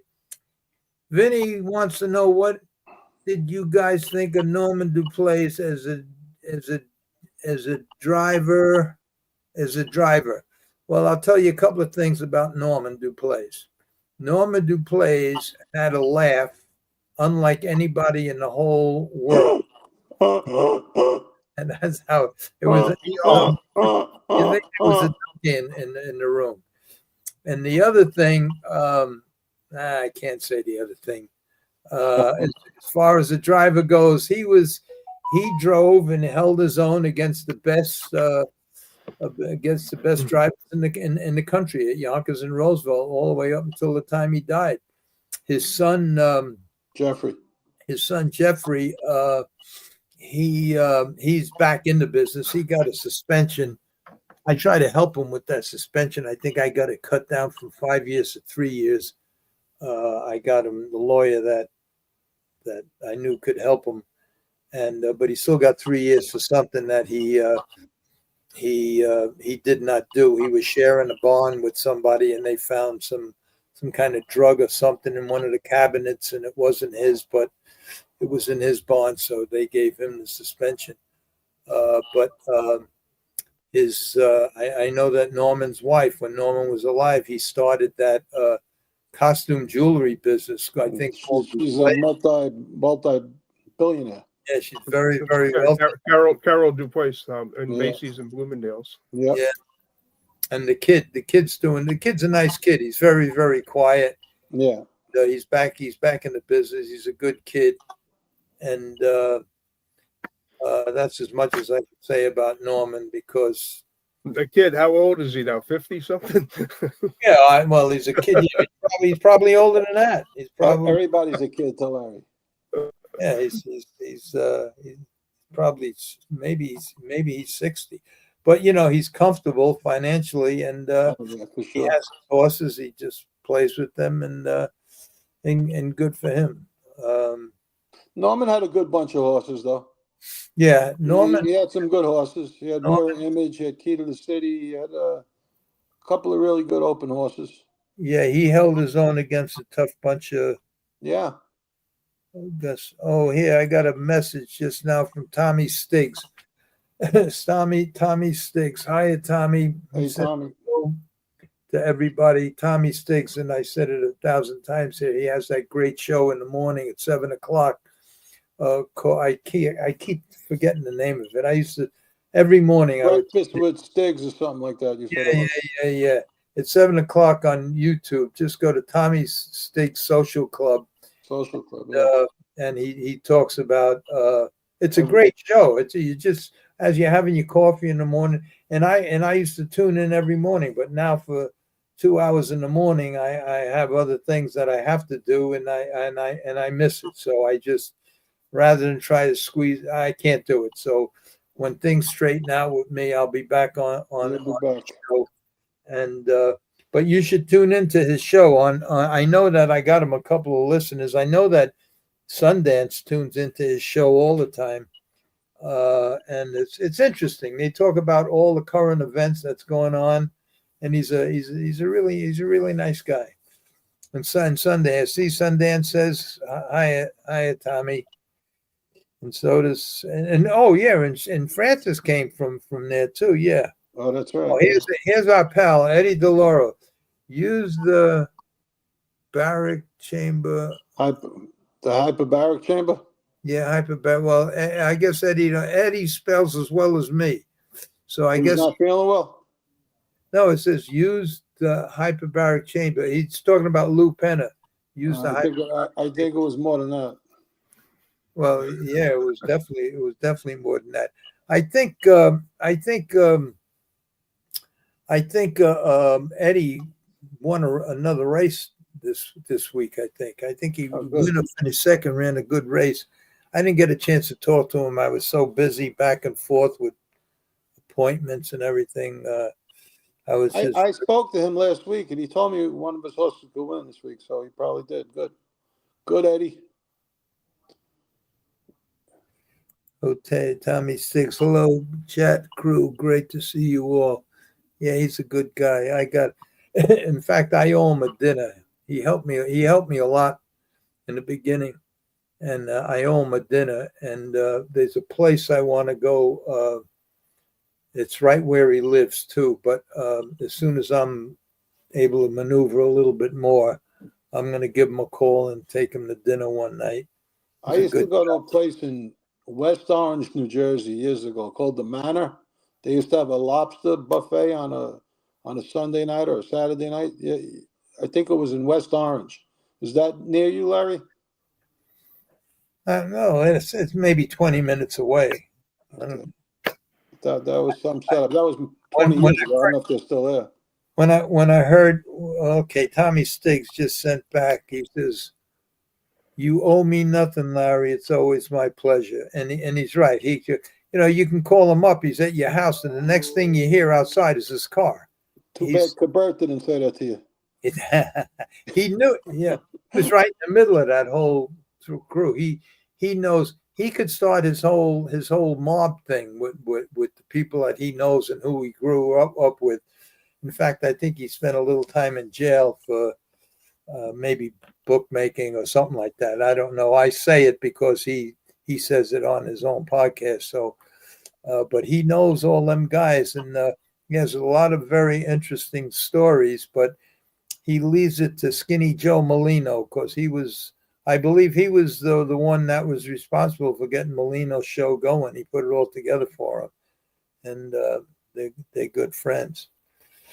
I'm looking for a question for somebody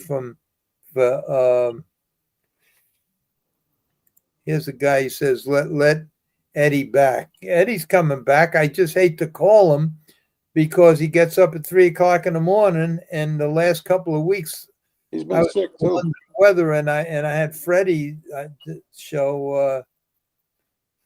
Let's see what Tommy Sticks Tuesday night Manna seafood night. Yeah, that's in West Orange. Yeah, I guess so. Yeah, that was some place. Let's get Eddie D back. Tommy, Manna, another great place. Well, the first time Freddie called me, I haven't seen Freddie in a long time. And I think I invited him out to dinner, and then I found out he lives in Virginia. What the hell? He moved to Virginia. So, but he's Freddie, where do you live, Freddie? I'm in Northern Virginia, right outside of Washington, D.C., Lake Ridge. Okay. Now, what I'm going to say is, like, on the 25th, 26th, and 27th of this month, we're going to be lobbying in Washington, D.C. very heavily for the SAFE Act, which is the Save the America's Forgotten Equines, which is the new that's the new bill that was just introduced in the Senate and the House to end horse slaughter. That we're trying to get the equines added to the dog and cats so that we can basically stop horses from being slaughtered. So we're going to be lobbying very heavily in Washington, D.C. on the 25th, 26th, and 27th. I'm partnering up there with the Jockey Club to do so. And there's a couple other groups that we're going to be partnering with. They're setting up all the appointments. We're probably going to do close to about 30 appointments between, on those 3 days. So that's going to be about 10 appointments a day. And that's mostly with the Ag Committee members of the House and Senate, because both when the bill is put forward, the bill is introduced and they put it in committee. And so it's now in committee. So the committee makes the decision whether it goes onto the floor for a vote or what is done with the bill. So we have to basically meet with all the committee members, which are Republicans and Democrats, and try and convince them to get the bill on the floor for a vote to be added. If the bill gets on the floor, it's a done deal. But getting it out of committee is the hardest part, and that's what we're going to be working on the 25th, 26th, and 27th. The Jockey Club has Sean Smealy. He'll be with me, and Sean is the American Continental Group. Sean actually grew up around Saratoga, very familiar with harness racing, but thoroughbred guy. And Sean is their lobbyist, and he used to be President Bush's advisor. So he's a heavy politician. Another criminal. Well, that's good news, Freddie. Maybe you could you'll find yourself in a position where you can do a lot of good and make up for all the years and years that you worked on your own dime. Maybe something good could happen because you deserve. Joe, did you know that he's been lobbying ever since he was down there? I know. Free for nothing. His own money. You're a good man, Freddie. The lottery is. I don't know how. I don't get into his personal stuff, but I don't know how he does it. I don't either. So we've had a few dollars come in, but nothing to cover expenses. But it's just like, I walked into this. because I looked at it and it needs to be done, and nobody was going to do it, so I ended up doing it like an asshole. So, No, don't say that. Don't say that, because I respect you for that. I really do. Thanks, but it's a hard battle, and that's the sad part. It's a losing battle. It looks like, and but it's a shame. we've made a lot of allies, a lot of friends. We've worked very strongly with the thoroughbred industry, and a lot of the the wild horse people, all these different horse organizations. I work with the ASPCA, the Humane Society. As far as that end goes, I'm talking about saving racing. It's just saving racing and saving horses. That's the two things that we work. Yeah, but I mean, as far as the racing industry, as far as that goes, it's a big battle. It's a hard battle because the way the sport has changed so much. Exactly. And when I was training horses, we trained, and Larry, we raced our horses from the racetrack. Mm-hmm. And so, if a snowstorm shows up, you had to be there because you were racing. You didn't have to worry about shipping your horse in. It was actually good because there was always 2 or 3 scratches in the race. Yeah, and the fans showed up even in the snowstorms. I mean, I've raced in blizzards. Now that has changed. Now, if you look at trying to bring younger people into the sport, they have so many rules against kids working with horses now. At Roosevelt Raceway, I was 10, 12 years old, whatever it is, and I'm jogging horses out there. I'm not wearing a helmet. I'm just out there jogging a horse. It's a natural thing to do, and just they threw you on the horse to go with them, whatever. Yeah. But I'm out there with Peter Houghton. I'm out there with Sean Patterson Jr., Earl Cruz, Jimmy Cruz Jr. We're all kids at that time. Yeah. They've taken that away from the sport. So how do you bring younger people in if you can't allow the younger people to work with the horses? So, those are some of the obstacles that I see in the sport. And, I'll go back to a funny one. I was warming horses up at Roosevelt Raceway when I was 14 years old. I didn't have a license. Nobody ever asked me for one. I go in with my dad. I throw the hose on and run out there with the horse. Yeah. I mean, so, nowadays, he would have been fined $100 each time.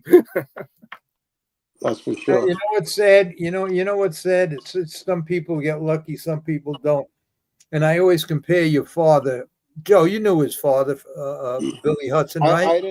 I didn't know him, but I know really great guy. Always smoked, I hear a lot of good things always about had a cigarette in his mouth, but always help anybody and everything else. Anyway, one day I go to my barn was across, and his whole barn burnt down. I know. There were dogs eating all the burnt. It was terrible. And what I couldn't understand was that when that happened to Chapman and one other guy, everybody chipped in to really help and build them back up. You mean Cruz? I don't think anybody helped your father, Freddie. I think your father. It was a lot different back then. When my dad's barn burnt up, that was in 1963, and that was at Roosevelt Raceway. And what he had was, I think we lost 15 horses in the one barn. And he had, I guess it was 14 horses. One horse was saved. And then there were like 5 horses in another barn. So the next day he had a 6-horse stable. But most of the equipment and everything was gone. But Huey Bell sent them a couple horses to train. There was no such thing as insurance back then. So the owners basically were all gone. They didn't come back in. They didn't replenish the stock. And so it was all starting all over again. And he had at that particular point the best stable on the grounds. He was tied for first place in the driver's standing with Buddy and Dell. And all of a sudden you just wake up one morning, and so all of a sudden you have the 3 to 5 horses to drive, and now you're driving 20 to 1 shots. I mean, so it's not more comfortable driving a 3 to 5 shot. You can make several moves with them, but the 20 to 1 shots, you got maybe half a move. So big difference. Oh, for sure. What a bad day that was. I was at the barn right across from him, and I remember it was terrible. Yeah, I was there that morning, and so oh my gosh, it was just awful. I mean, it was just awful. They were moving the horses with the bulldozers and stuff. It was just awful. You know what's crazy? I say this, and then I try to stop myself. I don't say it too much no more. I always say that I feel a little bad for horses because they were born to be herd animals, turned loose in the field and everything else. And then you hear that during fires and stuff like that, if the barn is on fire and you open the stall door and they'll run back in. they'll run right back in the stall. Yeah, That's exactly what happened. You have to fact. basically, and one of the things was, a lot of people love to take the halters off the horses when they turn them loose into the stalls. But I learned from that fire, like the horses look so much better without the halters on when they're in the stalls. But keeping the halters on, guess what? They're insured. If you take those halters off, they're not insured. One of the lessons I learned.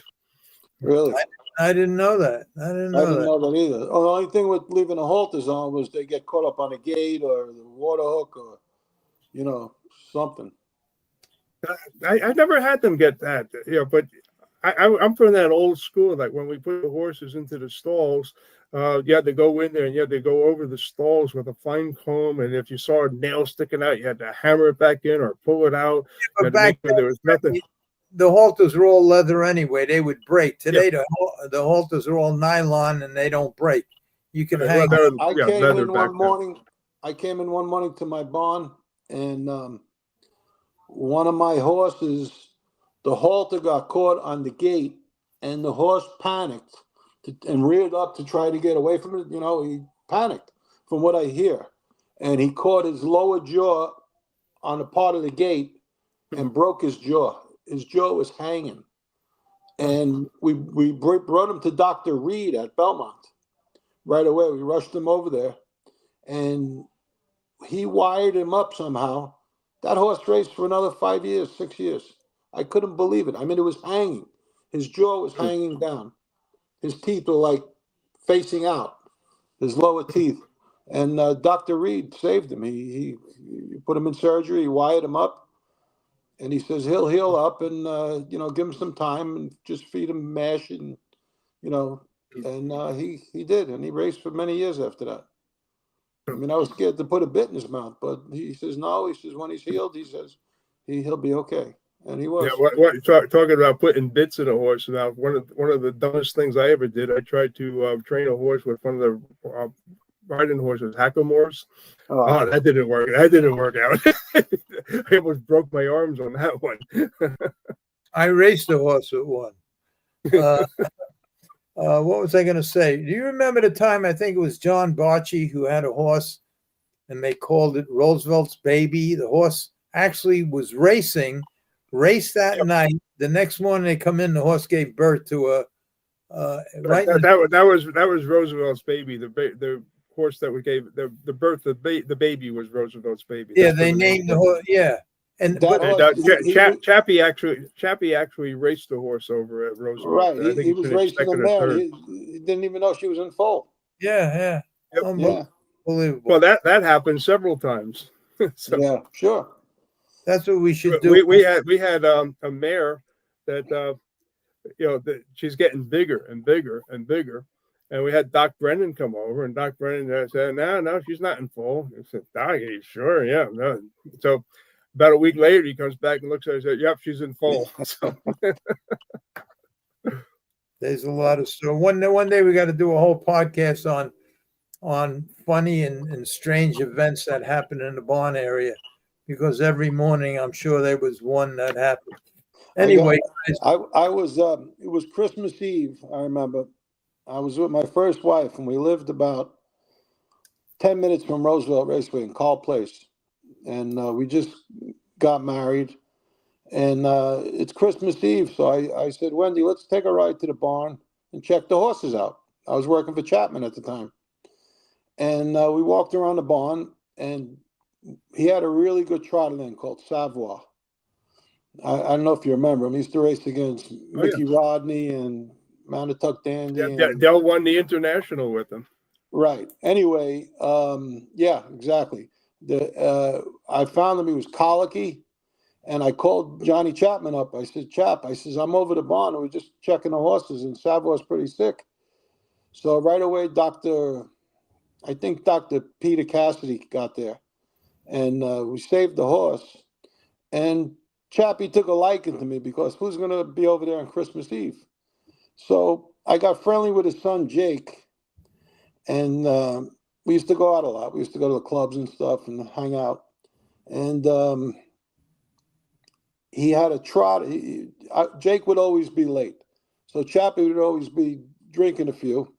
And he was down in his basement. He said, Joe, come on down, have a shot with me, have a drink. Jake's going to be a little while. I said, all right. And he says, I really appreciate what you did with that horse. He says, you saved a good horse. And he says, if I could ever help you with anything. So we got friendly, and I'm over there one night, the same situation. And he says, kid, he says, Monday I got a horseman called Sugar Hill Sam in the first race at Roosevelt, the trotter. He says, bet a few dollars on him. So I said, okay, I'm working in a restaurant also at the time. I was just working for him and working in my father's restaurant. And everybody in the restaurant, they gambled. So I told him, I was, listen, Chappie gave me this horse. He's in a double. Let's wheel him in a double.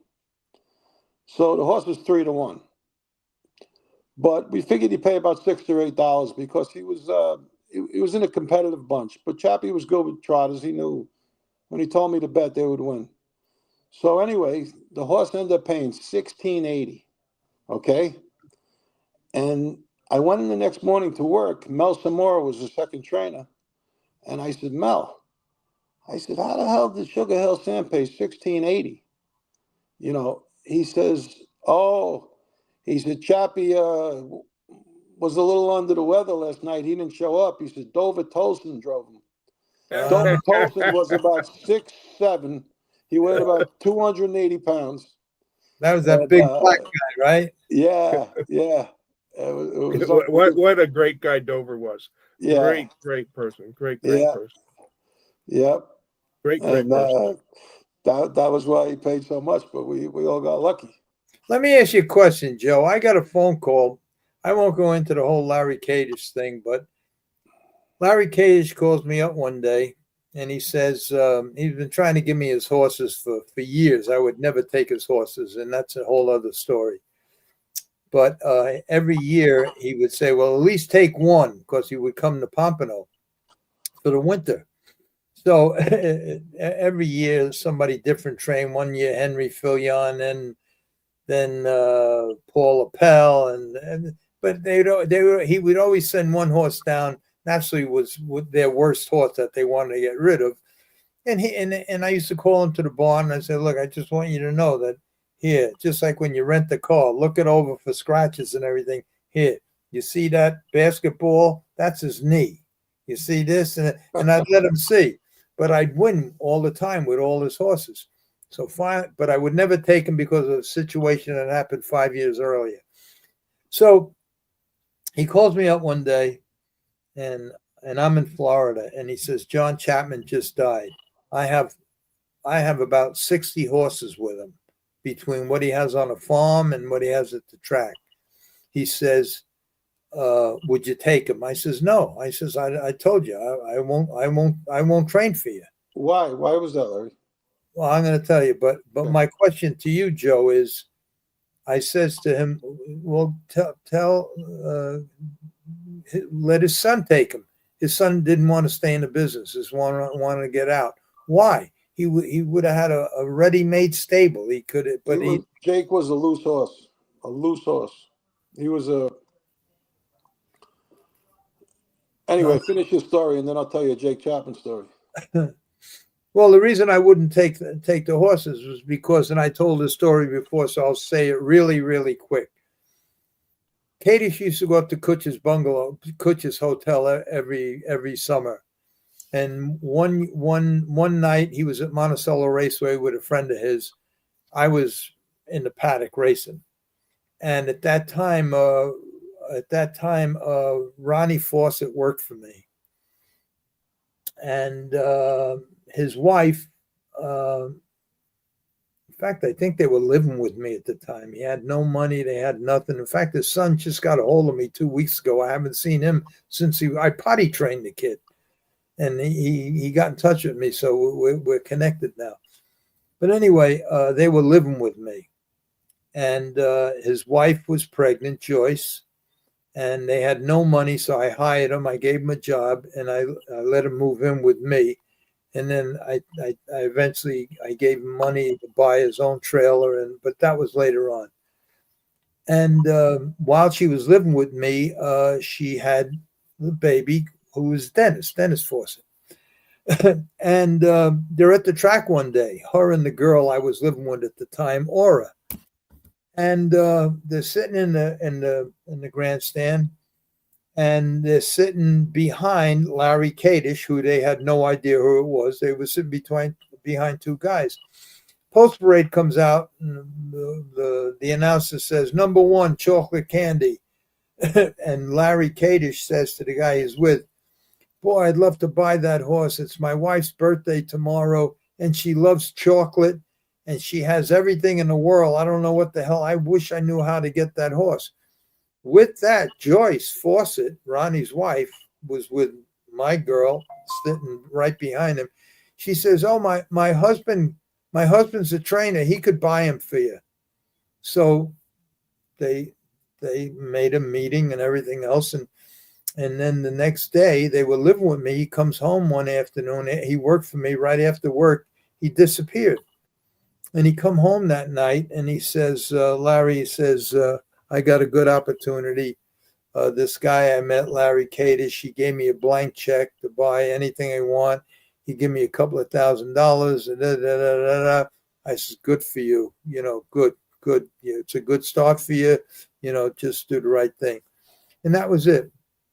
And whatever money he had, I chipped in. He bought the trailer right across the street from me. And then he disappears.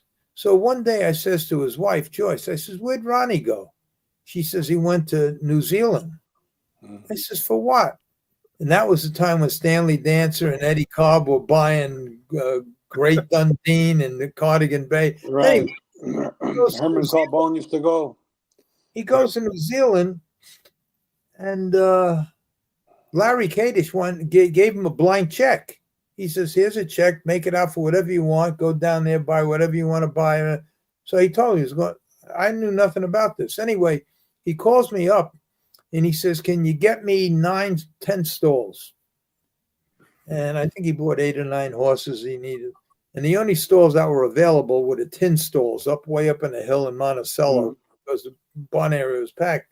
So I made Slutsky give him that whole barn up there. So before he shipped everything in, Susky had all the workers fix the barn all up and everything. So fix the electric and anyway, he ships in. Now I have barn A. As soon as you come in the stable gate, the first barn was mine, right by the training track. Right. He's all the way up in the poor man's section, up at the top. And one day he comes to me. He's there for about a week. And he comes to me one day and he says, "Larry, could you help me out? One of my horses, I can't get him. And I see him every day out on the racetrack. And he has these things, back then, all these New Zealand horses, they were big like Clydesdales with big heads and gigantic bone things. They were like dinosaurs. And I see him on the racetrack, galloping and all over the place, but it's not my business. It's his. I had my own stable to take care of. But he comes to me one day and he says, "Larry, can you come up to the barn? I'm having some trouble with some of these horses and everything else." I go up to the barn, and who's sitting in the corner? He never introduced me to him, and I didn't know who he was, but it was Larry Kadish, dressed all in black, sitting in a chair right in the corner. Never said a word. And make a long story short, what Ronnie did is he took all of these horses to the blacksmith shop, and them New Zealand horses back then, they had like a 5-inch toe, 5.5-inch toe, big feet, big everything. And he had all these, and the blacksmiths, instead of making new shoes out of stock, they didn't want to go through that whole trouble. The biggest shoe that they had made. So anyway, they cut all the feet down. They cut the feet down to nothing. Oh boy. And so I says, "Ronnie, what the hell? Yeah, I mean, what'd you do?" He says, "Well, the blacksmith did. He cut them down." So I says, look, I take him to my blacksmith. It was a guy called Aaron. And we made extensions. We made the shoe, and then we made an extension. Aaron Rosenthal? Yeah, Aaron, yeah. Yeah, he was a good guy. He was my blacksmith. Yeah, mine too. So I get all his horses done. I put all the feet back where they should be, where they're in line, where they should have been, based on conformation and the size and everything else. Then we start. Now I'm involved. Every morning I says, okay, I'll go to my barn first, set up the whole thing, because my brother was there, and I had a barn that ran like clockwork. So I used to go up there. I stopped there. I go up there and spend the whole morning with him. And little by little, we back then. I asked him, why didn't you buy the equipment with these horses? He bought no equipment. He just bought the horses. He had no idea. The biggest hobble size you can get with hobbles, because they all wore leather hobbles over there, was maybe 57 inches. These things were 65-inch hobbles. He didn't know how to make them. So I just took the leather piece out. I put tire tubes in between, the racing tire tubes. And anyway, the bottom line was I got them all rigged and I got them all qualified. And now they're all ready to race. I win all the qualifiers with them, and they're all ready to race and everything else. I get a call after the last horse qualified from Milton Kutcher. He says, now I had horses with Kutcher. I had horses with Bonnie, with Charles Slutsky. I had horses with Bobby Parker, who owned the Concord, Manny Halbert, who owned the Rolla. I had horses with all of them. So Kutcher calls me up, and he says, Larry, he says, what are you doing for lunch? I says, nothing. What do you need? He says, come on over to the hotel, come to my table. So I says, okay. So I go to Kutcher's, and who's sitting there at this big round table? Milton Kutcher and Larry Kadish. Still never met him. Saw him every day, but never met him, never said hello, never said nothing. And he introduces me, and I says, yeah, I've seen you around. And he laughs. So he says, Larry Kadish is interested in staying in the horse business in a very big way, and he realized that he might have made a mistake in choosing his first trainer. And if you look underneath your plate, you'll see how serious he is trying to get you to take over his stable. And I pick up the dish, and there's a blank check with Larry Kadish's signature. And Milton's, and in the meantime, Kadish never said a word. He says, you can put as many zeros and whatever numbers you want on that check. It's good. Buy whatever you want to buy, do whatever you want to do. And I says, well, thank you very much. That's very flattering, but I can't take the horses. And he says, why not? I says, because the kid that you took that trains for you used to work for me. His wife just had a baby. I mean, this is his big break. Yeah. So he didn't know what to do. He made a mistake, but it's fixed now. It's corrected. Mm-hmm. He's okay. You got to give him a chance. He says, no, I made a mistake, and I want you to take him. I said, well, I'm not taking him. And then they gave me the lecture. In business, you're making the wrong decision. I could make you a wealthy guy. And I says, look, none of that matters. What matters is me being able to do the right thing. Mm-hmm. I could never do that. What am I going to do? I understand. Take all your horses, and you can come back and work for me. And I can't do that. And Katie says, well, then I just want you to know I'm taking them away. I'm giving them to somebody else. I says, do whatever you want. And he went through McGee, he went to Henry Filion, he went through 5 or 6 different guys. But every year he would call me up and send me one horse to race at Pompano. And I would win. And then and he always asked me, will you take this? No, I won't take them. I'll take 1 or 2 horses for you because you come down so you can get a pass and all the bullshit and everything else. But when Chapman died, I still refused to take him. And when he said his son don't want to have nothing to do with them, I said to him, but then he made me an offer he says, look, why don't you stop? He says, I'll make you a deal. I'll give you a piece. And then that's when he told me he owned the 2,600 properties that all the Kmarts were on. Mm-hmm. Says he'll give me he gets 1% of their, I think 1 or 2% of their profit is rent or something. He says, I'll give you a piece of that action. He says, I'll make you a very, very wealthy guy. And I said, okay. I said, send the horses down. He sent down close to 60 horses, which I couldn't handle, even though I had the farm. But half of them couldn't race. They were just broken down, lame. And I just gave them to people on farms and everything else.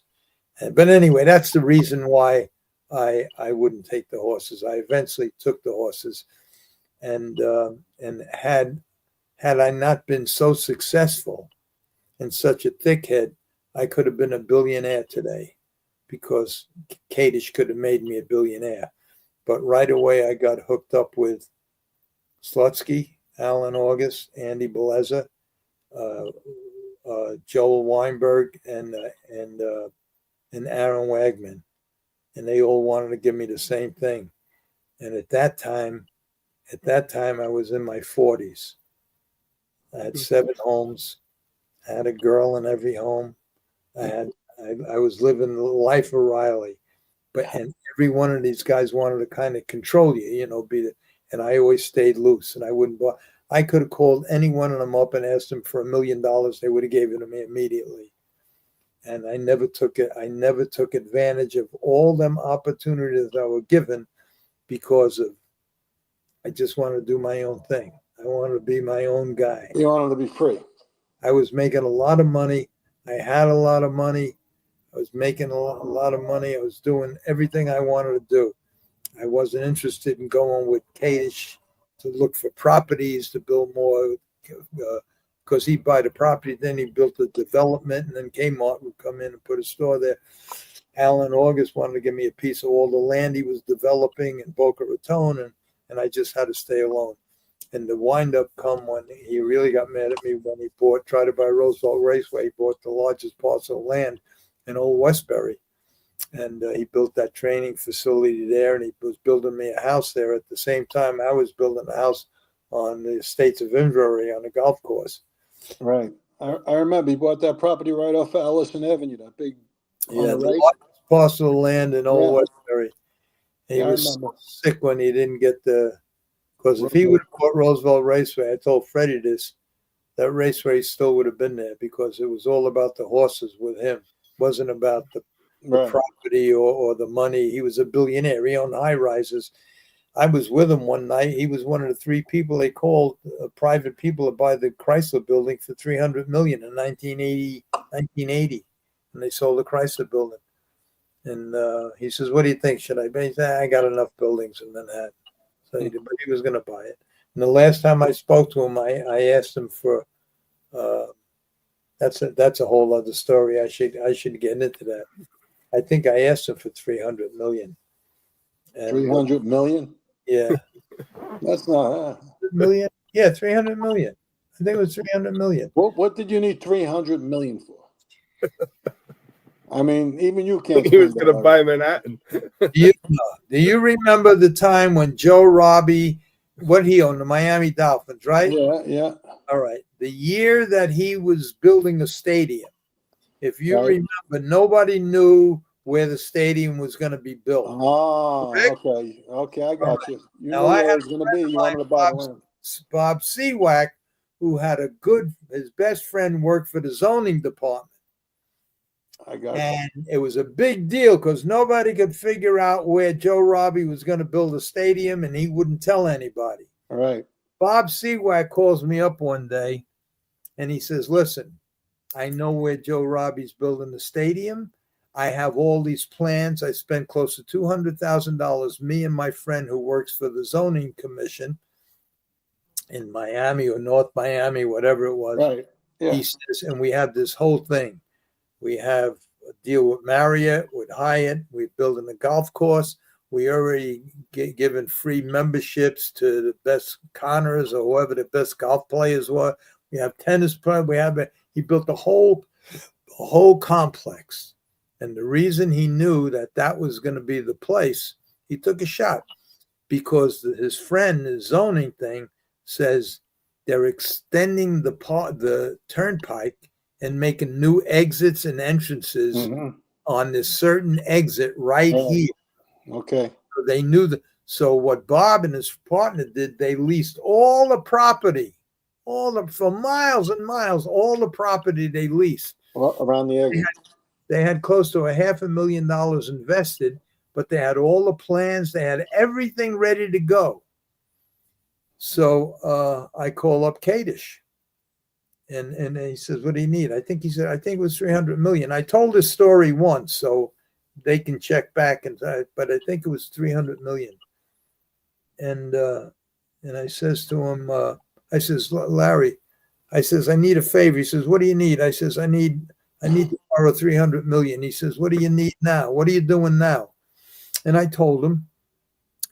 He says, I just signed everything over to my sons last year, my two sons. He says, "I'm retired."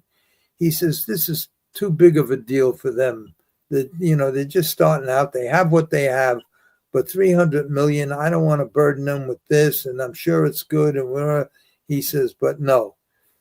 So what we did was we went to through a connection I had to American Express, Seisham Williams, or some other name that was hooked up with American Express, and we asked them for the $300 million, and we come with all the presentations and everything else, and they said, "Okay, if Joe Robbie admits that that's where for sure that's where he's building the stadium, we'll give you the money." And he wouldn't. And you know what Joe Robbie did? He waited to break ground or whatever, however you do it, until our lease was up, because they leased all that land for a year. Wow. And after it was done, I think the mayor took over the lease or something, and that's where he built the thing. Now, that was a quick story. I left a lot out. I probably screwed it up, but you got the gist. We got the gist, yeah. You got the gist. Wow. Okay. Now, we've been talking for 2.5 hours. All right. This morning, I thought I was going to die. I never thought I'd make the day, but after I showered and shaved, but I'm starting to get hoarse. Anyway, Freddie, thanks for coming on. I guess that your girl didn't come on, that girl that you said. I guess not. Britt McHenry. And but if you can get her on next week, I think you have a lot of good stuff coming up that I know you don't want to talk about now, so I won't bring it up. But whatever you want to do. But I'm going to say one last story, because Joe's over here, and I'm one of the last people to talk to Chappie before he died, and Really? this took place. It was at Roosevelt and qualifiers. I was in the judges booth. The judges booth is where the bell is. It's a little building, and you come out. And so I was watching the qualifiers, and I was watching Chappie as the last qualifier, and he had this son of a bitch just pulling his guts out. I mean, he was having trouble pulling this son of a bitch to a stop. And so I watched it. I'm not paying too much attention, but I saw it and I noticed it. And so I went out. And so as Chappie's coming in, I'm going out the door. His face is just totally pale white. And he goes, "Freddie," he says, "that one got me." Last words he said to me. I said, I know, I saw. And so, he went back down to the locker room, and he died that afternoon. Wow. And so I'll never forget that.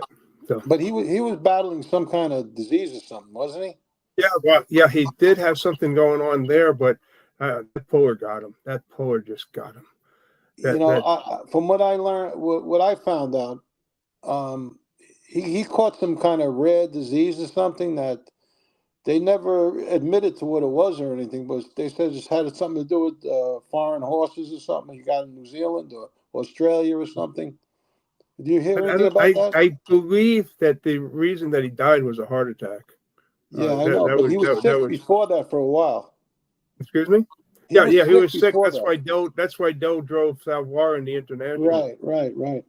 And that was 75 or 76. I don't remember. But yeah, that's when Chappie died, I think, in 1980. So. Yeah. Right. All right, guys.